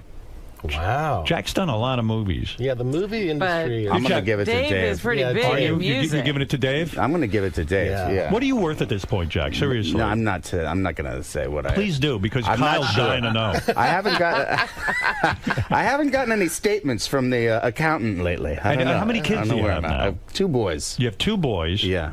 And you will post videos of the boys and your family on the internet, right? No, I don't. You used to. I know. I wouldn't post videos. Yes, you do. How did they get there? They're there. Okay, there is a video. I think you're talking about this thing with the arcade. Yeah. Is that what you're talking about? Yeah, exactly. Yeah, my wife took a video of me and my boys. My boy was inspired to build a cardboard arcade from another kid in the inner city in East LA who built a whole arcade with cardboard. Right. Mm-hmm. And so she videotaped my boy and me playing in his cardboard arcade, and then she sent it to a friend, and then he put it on his Facebook, and suddenly it looks like I'm posting videos of my boy. And I was surprised because I figured you want some privacy. No, I was pretty bummed about that. Do you live in a big mansion? Do you have a big lifestyle? I know Kyle lives in a cardboard box. You can't just put videos on Facebook, though. If you put a video on Facebook, you're sending it to the news. No, that is the truth. Yeah, absolutely. Because someone's going to take it and give it to a friend that isn't on Facebook, and then then it's over. It's such a weird world. So do you become upset with your wife at that point? Do you have to sit there and yell at her? And I did yell and smack the table when I saw it. If someone sent it to me, I was like, "Who's done this to my child?" Jack, you'll do movies like Bernie. Yeah. Now, Bernie was about a serial killer, right? Or something like that? Yeah. And it wasn't a big money-making movie. I think it made like, I don't know, a couple $100,000. Well, you know, it's right just gone wide, so it's not fair to say how much it made. Because it's still making money, yeah. But when you make a movie like that, you went to visit the real-life Bernie in prison. True. What the hell is that like to go visit a serial killer? That's heavy. I've never been in a prison before. Have you been to a maximum security? Never. It's intense, you know. You go in there and there's like 5 layers of security to go through, and there's big signs saying, if you bring anything into this prison, you will be held to the full account. You know, you just get really nervous. Don't you even feel like it's going to be some weird scene, like all of a sudden they're going to lock you up and there's going to be some sort of mistake? I mean, I become like paranoid entering into a facility like that. You get nervous just being around that kind of violent energy when you're looking into the faces. You don't want anything to go wrong while you're there. What does it Things take? go wrong. Yeah. How do you end up getting in to see this guy? What's the guy's name? Bernard Tita. And so you're chosen to play this part. Yeah. Do you have to? You don't audition at this point for anybody, right? No, this is my friend Rick Linklater from School of Rock. He directed that, and he'd been working on this script for years. And but playing a serial killer is serious business, right? Yeah. Well, he's not a serial killer. What is he? He was a one-time murderer. Who'd he murder? He murdered an old lady named Marjorie Nugent. Right. He was the most loved guy in this little East Texas town, Carthage. He worked at the mortuary, and he also like conducted services at the church. Everybody loved him because he gave the most beautiful funerals, you know, and the old ladies especially, because you know he took care of them after their husbands died. He would go over to their house and make sure they were doing okay. And this one old lady, Marjorie Nugent, was the richest, meanest lady in town, and she was jealous that all the other old women loved him, and she sort of took him in, and he became her personal servant, and he took care of all her needs, and then he snapped and murdered her, and then he hid her body in an ice chest. Oh my for God. 9 months. Nobody cared where she was. No one asked.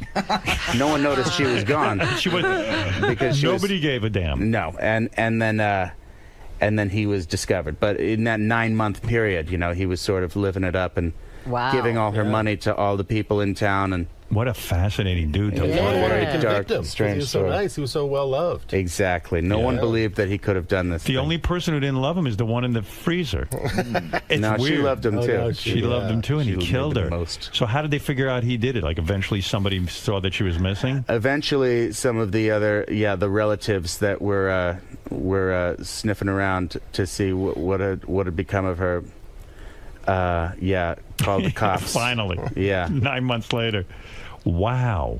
And what was it like to meet him? I mean, so you get into who gets you into the prison? The movie guys? Well, we went. We called a couple weeks ahead of time. You can't just show up to the prison. They wouldn't let us just come in. Why do you We need made to an meet appointment. him? Like as an actor? Why I do didn't you do have that? to meet him, but I wanted to because. You know, when you're playing a real guy, you want to see him in person and hear his accent and watch him walk around, just to get some behavior. Right, not to do an impression of him. A little bit. A little bit. You want to get his accent, get sort of his tics down and stuff. And to ask some questions about, you know, what was did it you like? ask him? Well, the main question that was eating away at me after reading the script was, why not just leave? Once the relationship went toxic, once she was, you know, why did you kill her? becoming this oppressive force in his life, why not just, get the hell out of there? And, you know, it's kind of the same question you ask about all horrible battery cases in the country. Right. You know, when. What did he say? What did he say? What was the reason he had to kill her? I snapped. He just, he just couldn't leave. You know, he was in this sort of this vicious. So what is that called when you're in a relationship where you both need something? Codependent. It was a codependent thing. And the only way to break the codependence was to kill her. Yeah, I guess he. was it an angry rage or was it planned? It was not planned. Okay. I mean, if it had been planned, what he should have done was just smothered her with a pillow, and then said she died. She was 80 years old. You know, she died. How did he do it? How did he kill her? He shot her in the back. An 80-year-old woman he shot in the back? Yes. He didn't want to look at her, maybe. Yeah. Wow. Holy It's mackerel. not that easy, Do I you guess. find yourself despising the guy when you meet him? Like you don't even want to... This man has taken a life. Do you shake his hand, or is he like in a cage or something? No. He was a very sweet guy. You liked him? I did like him. I could see why everybody liked him. Isn't that weird? Very soft-spoken. Do you question your own brain in a sense? Like wow, I like a guy who shot an 80-year-old woman in Maybe the back. I'm capable of it. But I get it. It makes you question, you know, the whole thing. It's like, what are people capable of? Yeah. Maybe we're all capable of it in the worst possible circumstance. Maybe it could happen. Yeah. Yeah. Haven't you ever gotten so mad that you felt like you were on the verge of snapping? No. Like every day. What are you talking about? We had about 5 minutes. Do you remember that time when we played chess and you teased me about my brain size? Yeah, you wanted to kill I me. could have killed you. Who's the better chess player? Yeah. Kyle beat me, and I lost my What mind. opening did you use, Kyle? I'm sure it was just Pawn to King 4. I punched you as hard as I King could. 4. You don't play the English? What's that? Are you guys serious chess players? No. I like to play. I go King's Pawn to, the 2 spots. I got so obsessed with chess, I had to quit it entirely. Oh, really? I became obsessed with chess to the point that I studied it 8-9 hours a day. Wow. And started playing competitively, and I got completely nuts from it, and I just went cold turkey. How old were you? This was a couple of years ago. Did you I was read in my Bobby 50s. Fischer? Bobby Fischer Teaches Chess? Yeah, of course. That's the first book I read. Yeah. Yeah, it's a great book, but I got way deep into it. Really? Everything I get my hands on. I just became obsessed with it. And Yeah, there was even that 19-year-old chess champion. What was his Magnus name? Carlsen. And he was like, "Oh my God, I'm going to get to meet Magnus Carlsen." Yeah, he came up here. I was like beating off to meet Magnus Carlsen. It was crazy how into it I was, and I became obsessed. And I became upset with myself that I wasn't like a grandmaster. I'd only hit like an 1800 rating, and it wasn't high enough for me. I was just very upset with myself. I became obsessed. Well, most master chess players go insane at some point. Well, because if you get any good at it, you should be thinking at least like sort of 15 moves ahead. Yeah. And that can make you nuts. But Magnus Carlsen was my Bobby McFerrin. Right. I was ready to jump on stage. That's true. I was thumping my chest, and he told me to knock it off. Unbelievable. So what are your musical influences? Because someone asked me the other day, they made a list for Spotify, and they said, hey, like off the top of your head, man, give me 15 great bands that you like, if you had to make a desert island music list, And I, off the top of my head, I was like, well, Prince, Purple Rain. Yeah. My tastes are kind of commercial, and I went through like some Neil Young stuff. And, I went through, I was all over the place, And who the hell do you guys like anyway? Who is really good and who sucks? At the top of my list, I would probably put Zeppelin. Did you ever see them play live? No. Did you? Oh, yeah. Really? And I left after 5 songs. Oh, no. They were not a good live band. No, they were great. No, come on. Robert Plant never hit any of the notes that he had on the album. That is not true. You're right, because I saw him live, too, and he was great. Yeah, I got to tell you, this was But he didn't sing the notes. Who's with me? No one? He didn't sing any of the notes. Are you kidding? He always went to a jazzy place where he would take the low note. Later. Yeah, you got. I'm getting bummed out because I saw him at 75 2 nights in a row, and he hit all the notes. Yeah. Right. Okay. Well, I know what you mean. At times you feel like a jerk for being a Zeppelin fan because some of those lyrics are so pretentious. They're so over the top rock and roll. When when he's singing about who even knew what they were saying? Yeah, who is there a hedgerow in your Heathrow? You just go fuck off. So when you see that, you go crazy. But I went to the concert, Madison Square Garden. Yeah. I go with a friend of mine, and within 2 songs, people are taking quarter sticks of dynamite, M80s, from the balcony and throwing them down on the people below. And I'm below, and I was like, I'm getting the fuck out of here, man. I don't want to. Are you quarter stick? You're talking about M80s. You can blow your head off. That's like a felony. You kidding? Yeah, no kidding. And this was going on, and everyone was wasted, and those guys are singing. I go, I'm not dying at a Led Zeppelin concert. I don't blame you. That was the end of it. No. But if I'm being honest with you, there's a lot of cheese mixed in there too. It's not all just Zeppelin and cool metal bands. Who else do you like? The embarrassment. If I'm going to be honest, right? There was a period of Billy Joel in there. Why is that? What's wrong with Billy Joel? He's one of the greatest artists of all time. Okay, good. True. There you go. There you go. You consider Billy Joel cheesy? Cheesier than Led Zeppelin, that's for sure. Well, yeah, it's not all heavy metal. This guy's a great songwriter. Well, okay, but come on, Kyle, back me up here. There's a certain level of Billy Joel embarrassment to admit. Well, there was that Styx little. is probably a little cheesy. Yeah, okay, the pop Styx. era. Yeah. I'm not a big Styx guy. Styx is a little corny. Yeah. Okay. Well, they were a big influence on me. Lady of the No, but I'd rather be a blue collar man.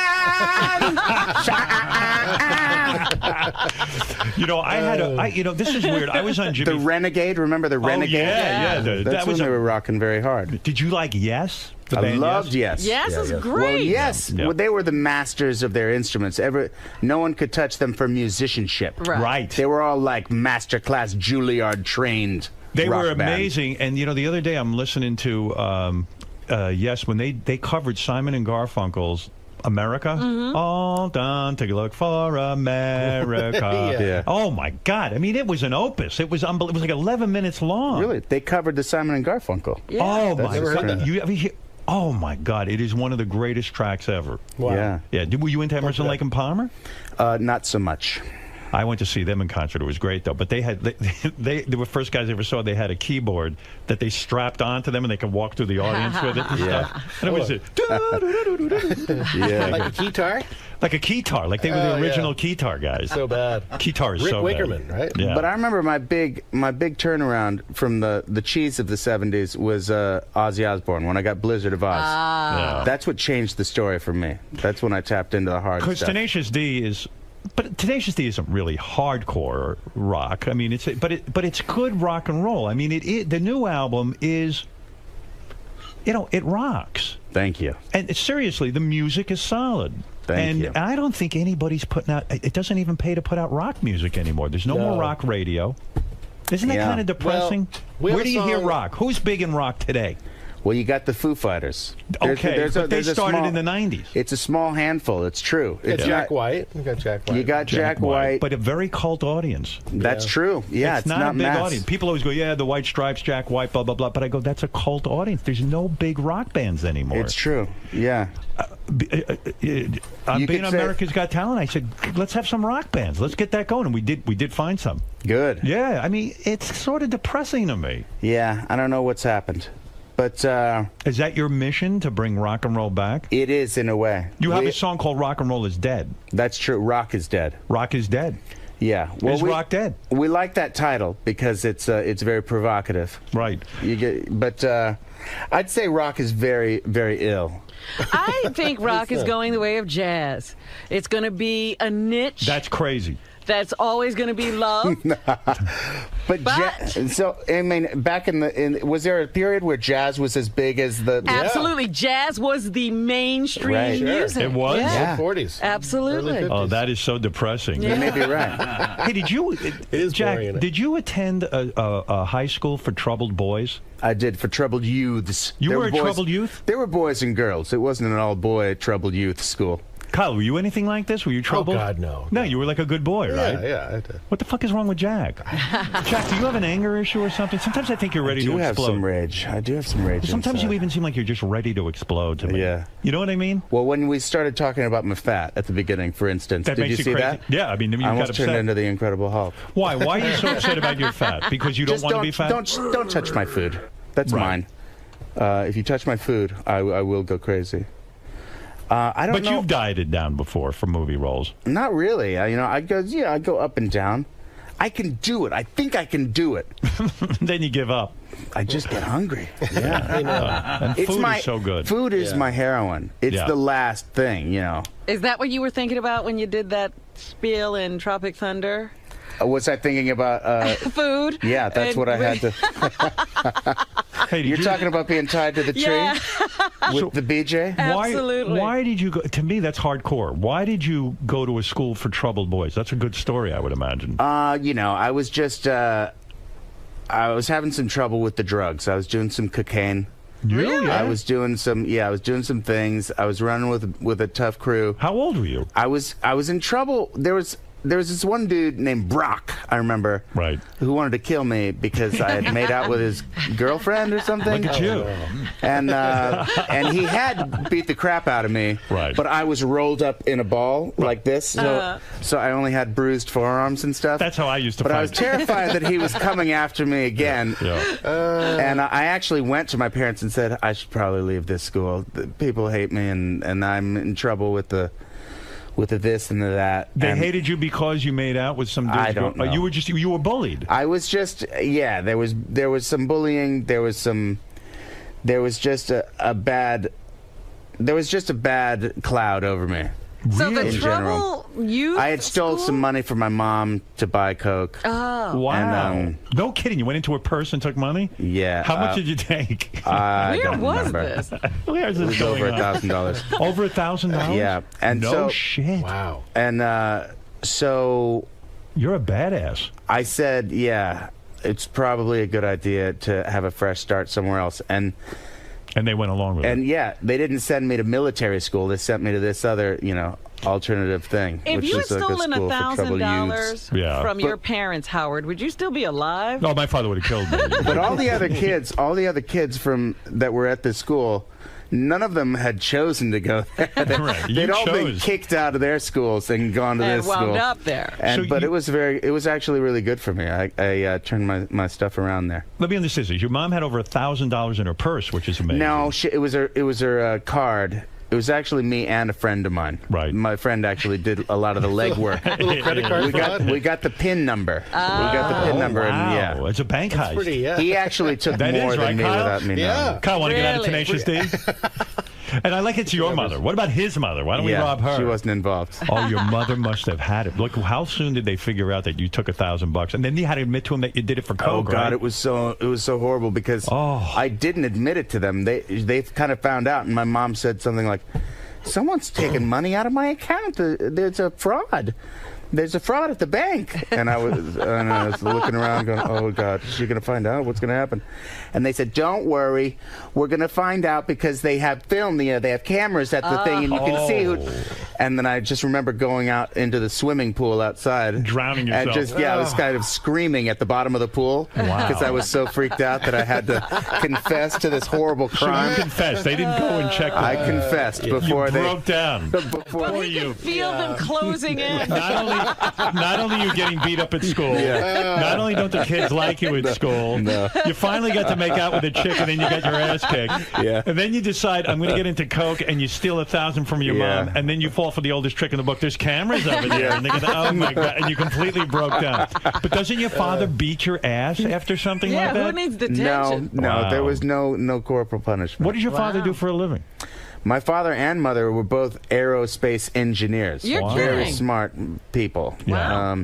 Did you feel like an utter failure in their eyes? Because when you have a smart parent like that, two parents like that, don't you feel like, oh, I'll never live up to them? You probably weren't a good student. I definitely felt like something went wrong because they were so smart and I was not exceedingly smart in those areas. They I were felt mathematicians. that way. You're saying something I respond to because I consider my dad one of the smartest guys. I mean, book learning type smart. Like he can absorb anything quickly. And I used to say to myself, "What the fuck can't I do that? Yeah. How does he know everything? I'm a big dummy." I would just fall asleep in class. It was like They interviewed an English teacher of mine from high school in the New York Times. Is that right? And he said, I do remember how, no one remembered me, but he says, I do remember a guy who used to sleep through my class. He put his head down on the desk. And I remember I'd get high before his class, and I put me to sleep. He wasn't that interesting. And I ran into him about a month ago, about a year ago. You're A year ago, kidding. yeah. And he goes, yeah, you slept through my class. But how do you bring a report card home to two incredibly smart parents? That's not so good. Yeah, I blacked that out. I don't remember what. But then you told me your parents were nudists, too, which is even freakier. No wonder you had to There get was out. a time in the 70s that they, this time has passed. They're not hippies by any means, right. but But they had a moment. They had a moment. They had a moment. What do you make of that, though? Like, why? Why go nude? Why nude? And, like, when you would walk home, did you ever come in with your friends and your parents are hanging out nude? No. There was a place called Elysium. You ever heard of this place, Elysium? You've heard Up of the it? coast a bit. I don't know. They don't like me to talk about their old. But Elysium nudity is a days. nudist colony? My dad might be listening. Let's not talk about that. Can we I not? gotta know. Last time I talked about the nudist colony, I got in trouble. Oh, did you? They gave you the lecture? Yeah, they were like, "Look, No. Jack, that's a period of our lives. We'd rather not have you discussing.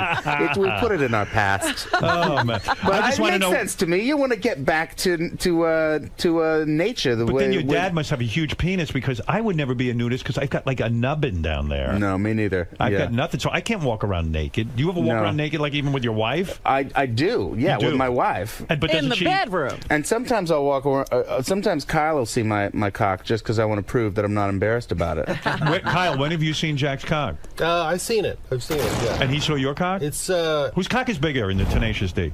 Oh, Jack kills me. He does? That's not true. Your cock is the tuna can. I'm a grower. He's got a he's got a better width. Yeah, mine is the tuna can. And some guys would say that's like, oh, you're so gay, you guys look at each other's cocks. But when you're in a band, I guess it's a part of the rites of passage. Well, I guess we don't have those gay straight hang-ups that a lot of the... What'd you think of the president saying that he's coming out that he always supports gay marriage? You know, I'm all for it. I was very proud to have a president that would be so accepting. Right. I've got gay and lesbian friends and family, in my world. So we all do. Didn't you think the But evolving on I it know, was bullshit? politically, I don't know if it was the smartest thing because we've got a lot of people not buying into that yet. It's a slow moving. You know what I'm thinking? People used to respond to like a Harry Truman guy who said what was on his mind. Yeah. And although you could make the argument Biden forced him into doing this,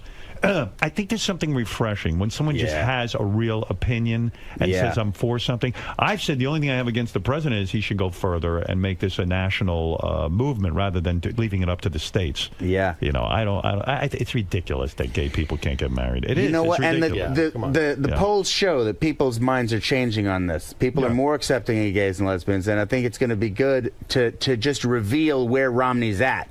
Because if he doesn't say anything, then Romney doesn't have to say anything. That Yeah, it forces it out in the open, this whole discussion. Now we know that Romney doesn't really support gays and lesbians, so that's good. Hey, what happened recently where, although I should really get back to this whole thing, you stealing coke and then going to a bad boy school. God. I want to know what bad boy Yeah, because I want to know what turned him around. What happened there?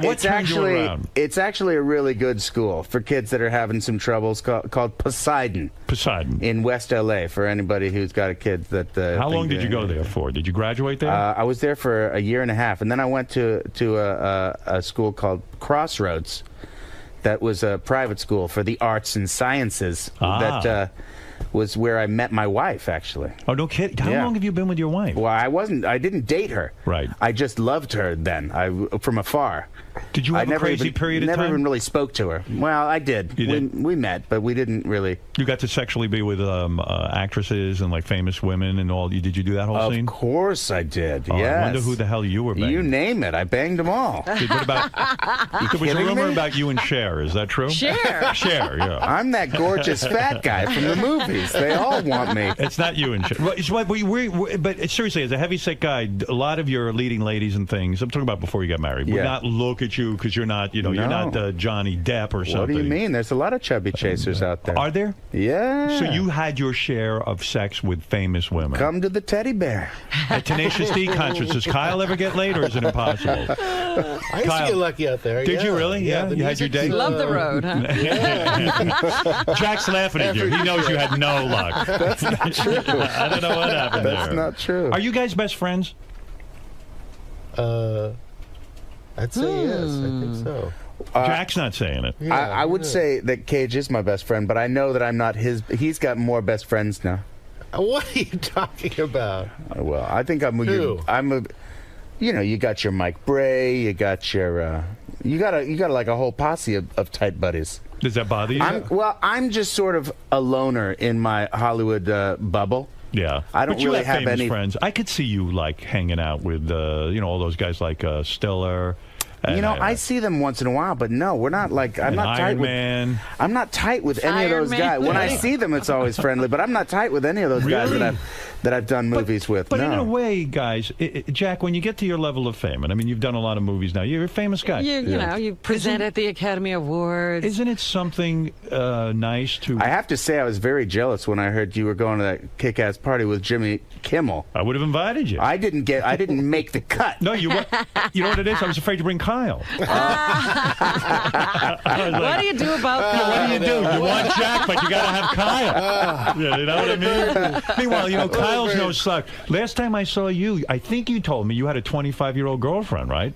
I might have. Yeah. You broke we have up with a song her? on the album called 39. What is that song about? Well, I was so excited that I said, Jack, I'm dating an age-appropriate woman now. Right. And he's like, well, how old is she? Well, she's 39. Yeah. In the meantime, Kyle's 50. I was so proud of myself. I'm like, hey, Kyle, you know spring chicken. You think 39 is age appropriate when you're 50? That was the thing, and Jack just thought that was hilarious. Yeah. Are you sorry you got married, Jack? No. You're happy? Yeah. Yeah. No, it's. I was worried that getting married would be the end of all the excitement in the sexual life. Yeah, but that is not the case. No kidding. I don't want to get into too many graphic details, but things are very good. Because your wife feels safe in the relationship and you adore her. And that's right. But are you saying the things got better sexually when you got married? In a way, they did. Like anal got on the table? What went on the plate Jack, that honestly. wasn't there before? I have to say, I've never been into that. Me neither. I've tried it. Yeah. Because, it's got a lot of hoopla around it. Right. There's a lot of buzz around the anus. But when you tried it, was there? I didn't think it felt better. No, it's weird. You feel duty, don't you? You do, honestly, Robin. It feels a little mushy in there. It's mushy, and there's always something sort of poking you, right? It happened to me. I was like, wow, it's weird. It's not for me either. Yeah. And some women can't handle it. I mean, and I don't blame them. I couldn't handle that. I mean, that's crazy. That's some crazy stuff. You almost feel bad doing it. Do right? all gay couples, do they have to? No. Not all. No. I swear to you, every gay couple I interview, I ask graphic questions. They all go, oh, anal sex. We all just blow each other. Yeah. But I know somebody's having anal somewhere. I don't buy all of that. Right. I mean, I think anal's going down somewhere. Yeah. Yeah. It might be going the way of jazz. Yeah. Or the disco ball. You never had a period of time where you guys were into disco, were you? Oh, God. I'm sure I did. Did you, Kyle? Yeah, I had the silk shirts, I remember I had a disco period when I was like 10. But there was the first song that I ever liked was "Take a Chance on Me." Was that disco? That was ABBA. Yeah. Is that disco? More pop, I'd say. Pop, Don't you think? ABBA. That was probably ABBA's stray into disco. Yeah. Hey, so Tenacious D, the new album is called Rise of the Phoenix. Phoenix spelled F-E-N-I-X. The boys had trouble with that one. As it should be. Jack said he's not that smart. That's right. No, it looks better that way. Despite bright parents, he doesn't know how to spell. But look at it. When you look at Phoenix spelled like that, doesn't it look almost like penis? Yes, it does. It's got a double entendre. Yeah, it's true. Maybe we're smarter than you think. Did you bond clever. with Dave Grohl over your sort of feelings about Courtney Love, who was married, of course, to Kurt Cobain? We never talk about Courtney. She attacks Dave Grohl all the time. Right. And I know that you had some sort of statement to make about Courtney Love. Only because she came out and said something about, what did she say? Because I was in the Muppet movie. Muppet movie, yeah. And we did a little Nirvana gag in there. And she got upset. She got upset. I think mostly it was just she wanted to get out in the press and be noticed. She attacked your Muppet movie. Yeah. Because you used Nirvana music. Yeah. And she said that's sacrilege. She thought we were shitting on the memory of Kurt Cobain, which I just thought was so absurd. If anything, you're keeping the memory of Kurt Cobain alive. He's my favorite of all time. He's my favorite concert I'd ever been to was Nirvana during the Nevermind tour in San Francisco. Do you love rock so much that you cried when you heard Kurt Cobain died? I did get emotional. I don't think maybe I did cry. I don't remember. But I wish we had that on video. That was heavy. Never mind your kids. I want you on video crying over Kurt Cobain. I really do. But I understand it. Have you ever cried at the passing of a rock legend? I think the closest... John Lennon? John Did that Lennon... get you? I don't know that I cried, but I know it blew me away. I was angry, and I'll tell you why. To me, John Lennon was everything. He changed everything. He changed my life. The way I grew my hair, the way I thought about things. When the Beatles wrote Sgt. Pepper's, and I remember I was at summer camp and I heard it for the first time, my mind was blown, and I got scared because they were into drugs, and I was like, "What's that all about?" And then a year later, I was doing it, And it's like everything about them was important to me. And all I could think about is this guy got killed who gave so much to the world. And I'm like, who knows what else was locked in the vault of his brain? What other music would have come out? The thoughts, even when he would go on these talk shows and speak, he was such a... Like Steve Jobs' thought of what he changed our life. John Lennon, to me, was I still can't get over the loss. Do you know what's amazing about John Lennon and Kurt Cobain? I'm going to draw a strange parallel here. Go ahead. They were both masters at exploding bullshit. If there was bullshit in the world, they would go after it and just destroy it. Because they got to a point in their lives, and it's so satisfying when you see them do that. When they the way that that Lennon went after organized religion with Imagine. It's Right. like, it's so like no one's saying it, and it's right there. It's like, thank you.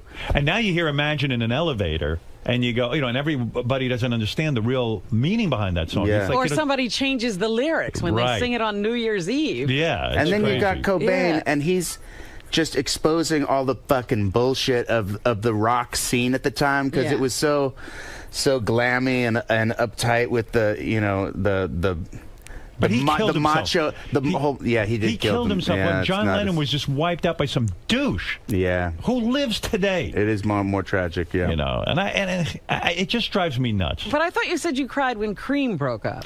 That's when I did cry. I did. You're right. When Goodbye Cream came out, I thought I was going to kill myself. Yeah. I loved that band so much. Cream was the bomb, three yeah. three guys. I mean,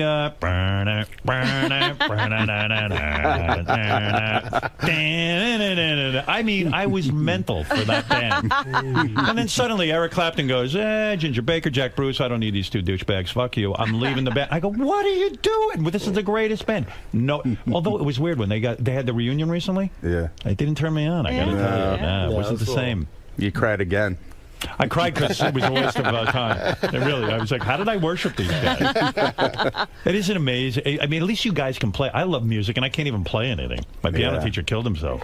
Well, anyway. But you saw Neil Young, yeah? You were saying he was one of your never heroes. seen Neil Young in man. concert. Hey, you got to go see him before it's too late. Well, when is he? Where is you know this when guy? you can always see him once a year at the Bridge School benefit. That's right. Where is up that? in San Francisco? Well, you how got am to I make gonna a go long. there? You got to get on a plane. Plane? What are you high? Can't you schedule? I still think the Earth is Can't flat. you schedule an America's Got Talent stop in San Francisco We were in right San at the right Francisco. time? We were. You got to do it at the right time. Why is Neil Young not available to me? Really? What does he not tour anymore? Is that it? I It's don't done? think he's touring as much anymore. But Is he still as good in concert? He's so good. Yeah, he's still so good. Does he have to go with the obscure, or can he play some of his He hits? can play anything. Will he play Needle in the Damage He's Done? if one I'm of there? those guys where it's like there's magic. There's magic in his bloodstream. He'll go up on stage. He'll just play one chord. What is your Everyone- favorite Neil Young song? Mine is Needle in the Damage Done. That Kills is an it. incredible song. But I'm going to go with the one about the spaceship that mother. Here comes Mother Nature. That's a good one. That's from After the Gold Rush. Yeah, buddy. Oh, man. We love rock, right? We do. Tenacious D loves We're rock. carrying the torch. Yeah, I might have to jam with you boys. Do you jam? No, but I'll learn. Yeah. It doesn't seem that hard. What do I got to do? Spell it out for me. Well, anyway, Tenacious D has come out with a brand new album, and I'm telling you, those videos and everything are funny, too. Thanks, man. Good stuff. You guys will be all around. The new album, Rise of the Phoenix, Rise spelled R-I-Z-E. Okay. And Phoenix, F-E-N-I-X, is in stores today. And Tenacious D's tour will kick off in Santa Barbara, California, which is always a fun time with the boys.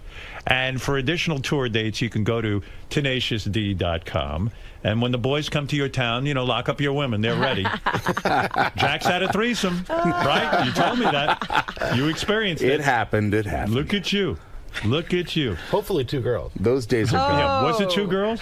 Yes. Yeah, Kyle, what's with you? What's the matter with you? Of course it was 2 girls. I don't know. We could talk all day, but, what the hell? I got to move on. I'm a judge. I'm too important to be talking. Great to see you again. Great seeing you. Where are you going? What's the rest of your day like? Are you doing more We're going to promotion? go do Jimmy Fallon. Jimmy Fallon? I Yeah. was just there the other night. Yeah. I had a great moment. I got to tell you this. Talk about rock and roll. I go on his show, and Mick Taylor is sitting in with the band. With the Roots? With the Roots, Nice. yeah. You saw it? Yeah. Yeah. So, people thought I was too harsh with him, but I go, Mick, what the hell were you thinking leaving the Stones? What's wrong with you? And I kept asking him, and it looked like he wasn't taking it well, but what they didn't see was the Roots and Mick Taylor start playing Love in Vain during the commercial, as you're going off the commercial. I grabbed the mic. I'm jamming with these guys. I'm singing lead on Love in Vain. Jimmy Fallon's backing me up. He's doubling my voice. And it was I'm like, wow, I'm playing with Mick Taylor. So I love this guy. Yeah. But the impression is that I was goofing on him. I was having some fun. There's always going to be some sensitivos out there. You can't worry about them too much. Oh, so you're going to be on Jimmy Fallon? Yeah, we're going to do Jimmy Fallon, and then we'll fly straight back to start the tour. Very nice. Yeah. Good. You get away from the wife and kids for a while. You know? You know what I mean? You need a break. I'm going to miss the boys, but I can see them on the eyesight or whatever, the Skype. How far away? Like, are you away for like weeks at a time? Yeah, we'll go for 2 weeks and then come back for a week. Then go for 2 weeks and come back for a week. Does your wife give you shit about that? Like, hey, come on, I'm stuck here taking care of everybody. She's not giving me shit yet, but it's going to be hard. But, you know, Papa's got to bring home the bacon. Do you have to bring home the bacon? I mean, didn't she say to you, hey, you know what? You don't need to bring home the bacon. You've already brought home the bacon. You got enough money. Yeah, but you know, we got a lot of family. We got to take care of the peeps. Is that right? Yes. Even those parents that shipped you off to that school? Don't you have family that call you up and say, we need some help with the... Oh, not much. Are you kidding? You know how it goes. Those newspaper articles come out. Everyone's online. Are you kidding me? What are we going to do? All right, listen, boys. The great Kyle Gass and Jack Black are here. They're known better as Tenacious D. And go see them on tour and go over to tenaciousd.com. We'll take a break, Rob, and we'll come back and do the news. Thanks, guys. Much appreciated. We'll be back right after these words. Howard, thank you. A lot of fun. That was great. How you been? Very well. You guys are looking well. Oh, those videos. They're good. We got some good videos. You put some money into them. Yeah. Well, not as much as No, you they used don't. to. They don't spend like the old days. They get creative now.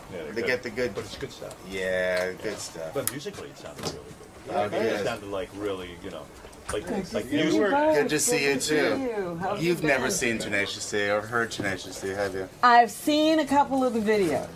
It's so funny when we come in here. We come in here, and the first thing, as soon as we get in, we can hear you talking about us, and you're like, yeah, no, the music sounds good, and you're like, Jackpot, why is he still doing this? He's never going to be a rock star. Be one. Yeah. It's like, wait, we're about to go on the air with this. Why is he wasting his fucking time? I'm trying to create a compelling atmosphere. You might want to think, though, about having the show on in the green room. Maybe you don't want Oh, believe me, I pulled the plug on several occasions. I've disconnected it, believe me. How much, Fred? I did not know you were listening. Are you friends with Danny McBride, or did you just get him to do that? We are friends. Because Danny McBride's in the video. He's the roadie. He's that's the guy from Eastbound and Down. Right, He's so funny. He is hysterical. That was who we wanted to be our roadie from the very beginning. It's so great. The D and Howard bonded by rock. It's true. It was fun talking about rock. Our love of rock. Howard does love the rock, that's for sure. And now he loves the D. I feel like you guys took another step towards... There was a new level of intimacy. There was a bond. Between He didn't really help the movie box office, though. The movie box office? Yeah. What are you talking about? What was going on last time? He didn't move the needle on the movie. Maybe he did, though. Maybe it would have made even less money. That's true. I'm sure it did something. You don't really know. You also cleared things up with Robin just now in the studio. You confronted That's true. her a little bit. I did. I had to talk to her face to face. Do you think she's started her road to respecting the D? I don't know. I think she just needs to see or hear the D. I don't think she's ever heard us or seen us. She's just making an assumption. And it's a safe assumption because there's never really been an actor that's also a musician successfully, right? Jared Leto. Yeah, see, exactly. It's not even close to the same. So I don't blame her Billy for, Bob Thornton? Yeah, assuming that Kevin Costner? my rock star aspirations are bogus. With so much love from Howard, what do you love about Howard from the D's perspective? He is also a bullshit exploder. Yeah, he's a truth teller. I love the way that he just tells it. He's on that Cobain-Lennon level of bullshit exploding. He's just out there saying the things that you want to say, but you don't say. Absolutely. Yeah, it's very cathartic. I listen all the time. Finally, I just want to ask you guys, as a fan, what can we expect from the future of the D? Future of the D? We're talking about doing a gospel album, about doing a sort of a Christian rock, even though I'm a Jew. We just really like that music. Duets album? Duets album. Yeah. Greatest hits?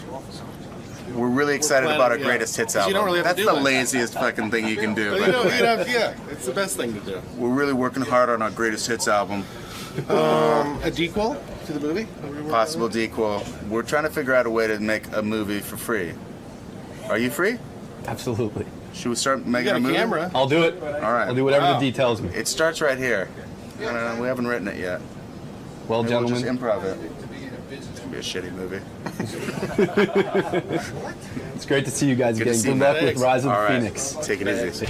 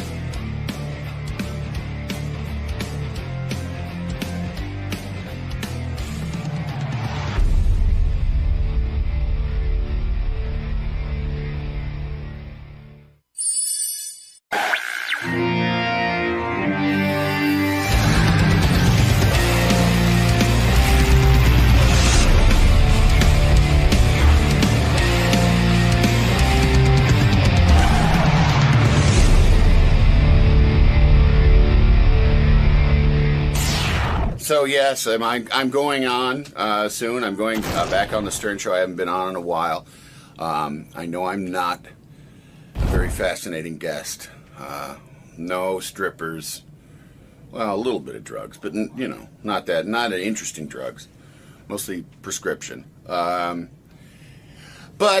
I'm in town for the Turner Up Fronts because we're on TBS now on the Conan show, and I'm expecting a lot of, you came crawling back to Conan, a lot of that stuff, a lot of fuck Jay stuff, a lot of, so the Conan show's doing real shitty now, isn't it?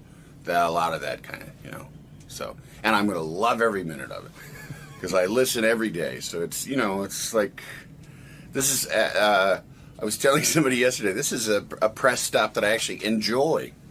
I like doing this. I like coming in here. It's exciting, As a fan, you're aware of some of the possibly negative conversation or topics he might bring up, but you embrace that. Absolutely. Absolutely. I said it once before, I think it was on Greg Fitzsimmons' show, because whenever I get talked about, whenever they've mentioned me, I just want them to move on. Like, mention my name and then move on, because the more people start talking about you on this show, the more you become just a shit magnet, even in the conversation. It's better to just, even in their conversation, just kind of pop in, make an appearance, and then have them move on to shitting on someone else. Time equals negativity on this show. Yes. But I relate to it. I think it's very much, it's sort of like my family. It's sort of like what I grew up with. The longer you stick around, the more shit you're going to get. I also read on Twitter that you sort of hashtagged gonna show some titty. Yeah. Today. I probably won't. Oh, you tease. I probably won't. I mean, I'm not afraid to. I just, and I noticed this morning I had a big zit by my nipple, so I'm probably not going to show it. Hey, that's all right. That's the male version of I'm on my period. So. Well, just having you here is enough. So thank you. Welcome back, Andy. Thanks very much. And we'll see you in the studio shortly. Yes, you will. All Thank right. you. Yeah, Andy Richter hasn't been here since he was promoting The Tonight Show. So we haven't seen Andy in a long time. Wow. A lot has gone on since then. Yeah. Hey. There's Andy Richter. Hello. Andy Richter, the man who sits at Conan O'Brien's side as he does whatever the show's called now. It's called the Conan right? O'Brien. It's just called Conan. Is it true? I read, Andy, that... Oh, Jesus Christ. Andy, what a trick to play on somebody. I read that they spent about, and I don't even understand this, like $1 million researching what they should call the show. When the show moved to TBS from NBC... That $1 million. $1 million to find out you should call it Conan? Well, because they go, should it be Conan O'Brien? That has to be bullshit. So you've never heard that? No. I mean, I think... Where do these things get started, do you think? I mean, there's so much BS. Right here. You think I started that? You probably did. No, you know what I think it is? I think there's too much information about entertainment.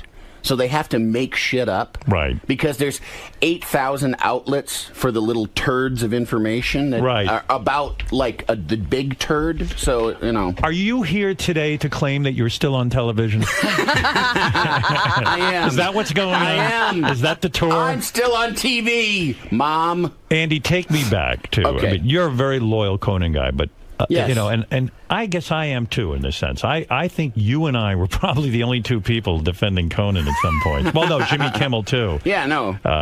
Jimmy was great. Jimmy was great. I think Did you read Bill Carter's latest book? Yes. What did you yes. think? I thought that was really interesting about the whole Conan affair. And I thought it was a very fair book. I thought it was too fair. Every time I read about, like, from the Leno perspective, I was like, bullshit. Oh, I thought Bill was tough on Leno. Really? Yeah, I thought Bill did the appropriate thing. I don't think Bill... I come off thinking... where would you have been tougher? I think Bill comes off as not a Leno fan. Really? Yeah.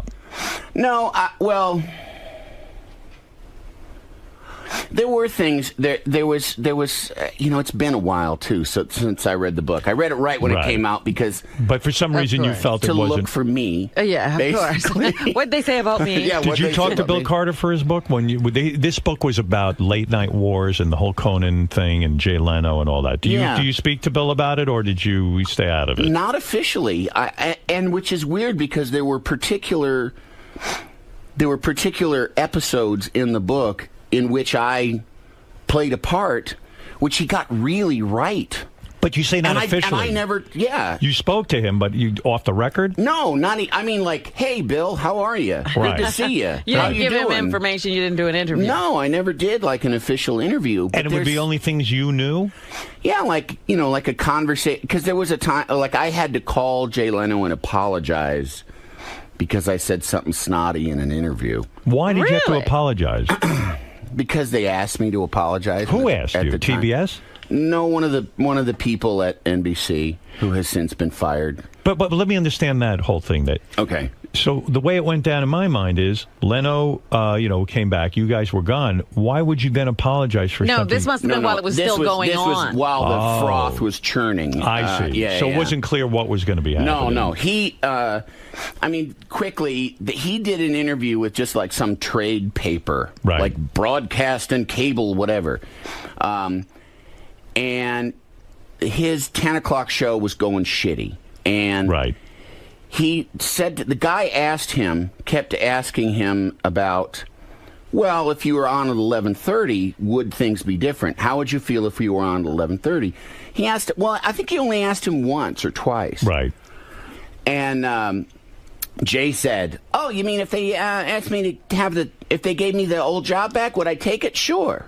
Right. Which is like two different questions. So, he answered something that he wasn't asked. Yeah. Right. And so he was floating that idea of him coming back. And that was the first. And what did you say about that? I said that certainly wasn't the classy answer to that question. And you had to apologize to him. And I had to apologize to him. So how do you do that? How do you make an apology call? Who gives you this? Do they give you a number to call? They give me a phone number. Do they stand in the room with you while you make the call? No. And the guy that... Did you say it first? Listen, I don't like what Jay said. I didn't say anything. I just said it wasn't a classy answer. Absolutely. And you put up a protest, and they said, listen, Andy, this guy's on at 10 o'clock at night. We have to have peace. And so you said, hey, who the fuck am I to buck the system? Right, exactly. All right, what the hell? I have to remember my relative importance in the situation. Right. And eat a little crow, and who gives a shit? Now, did they write out what you were going to say? Or? So how'd that conversation go? Well... how you doing? Well, you know, it is the funniest thing to me. The first thing was I'm given a number, and it was pretty early too. And the thing that I said, I was promoting something else that I'd done. I don't even remember. And the guy, and it was just for some like shitty, like online thing, right? And I said this thing, and it wasn't even out yet. Wow. And Jay's like, hey, what's up with that? Why is he saying this about Why is he me? saying I'm not classy? Yeah, I'm not classy. Because Jay acts like nothing bothers him, but it does. And he always has to pick up the phone with everybody. Right, you know? right. Yeah, he picked up the phone with me. That was the last time we talked. Right, yeah. Yeah, I told him to fuck off. Well, he said, I get this number, I dial the number, and I'm expecting something other than what I got, which was,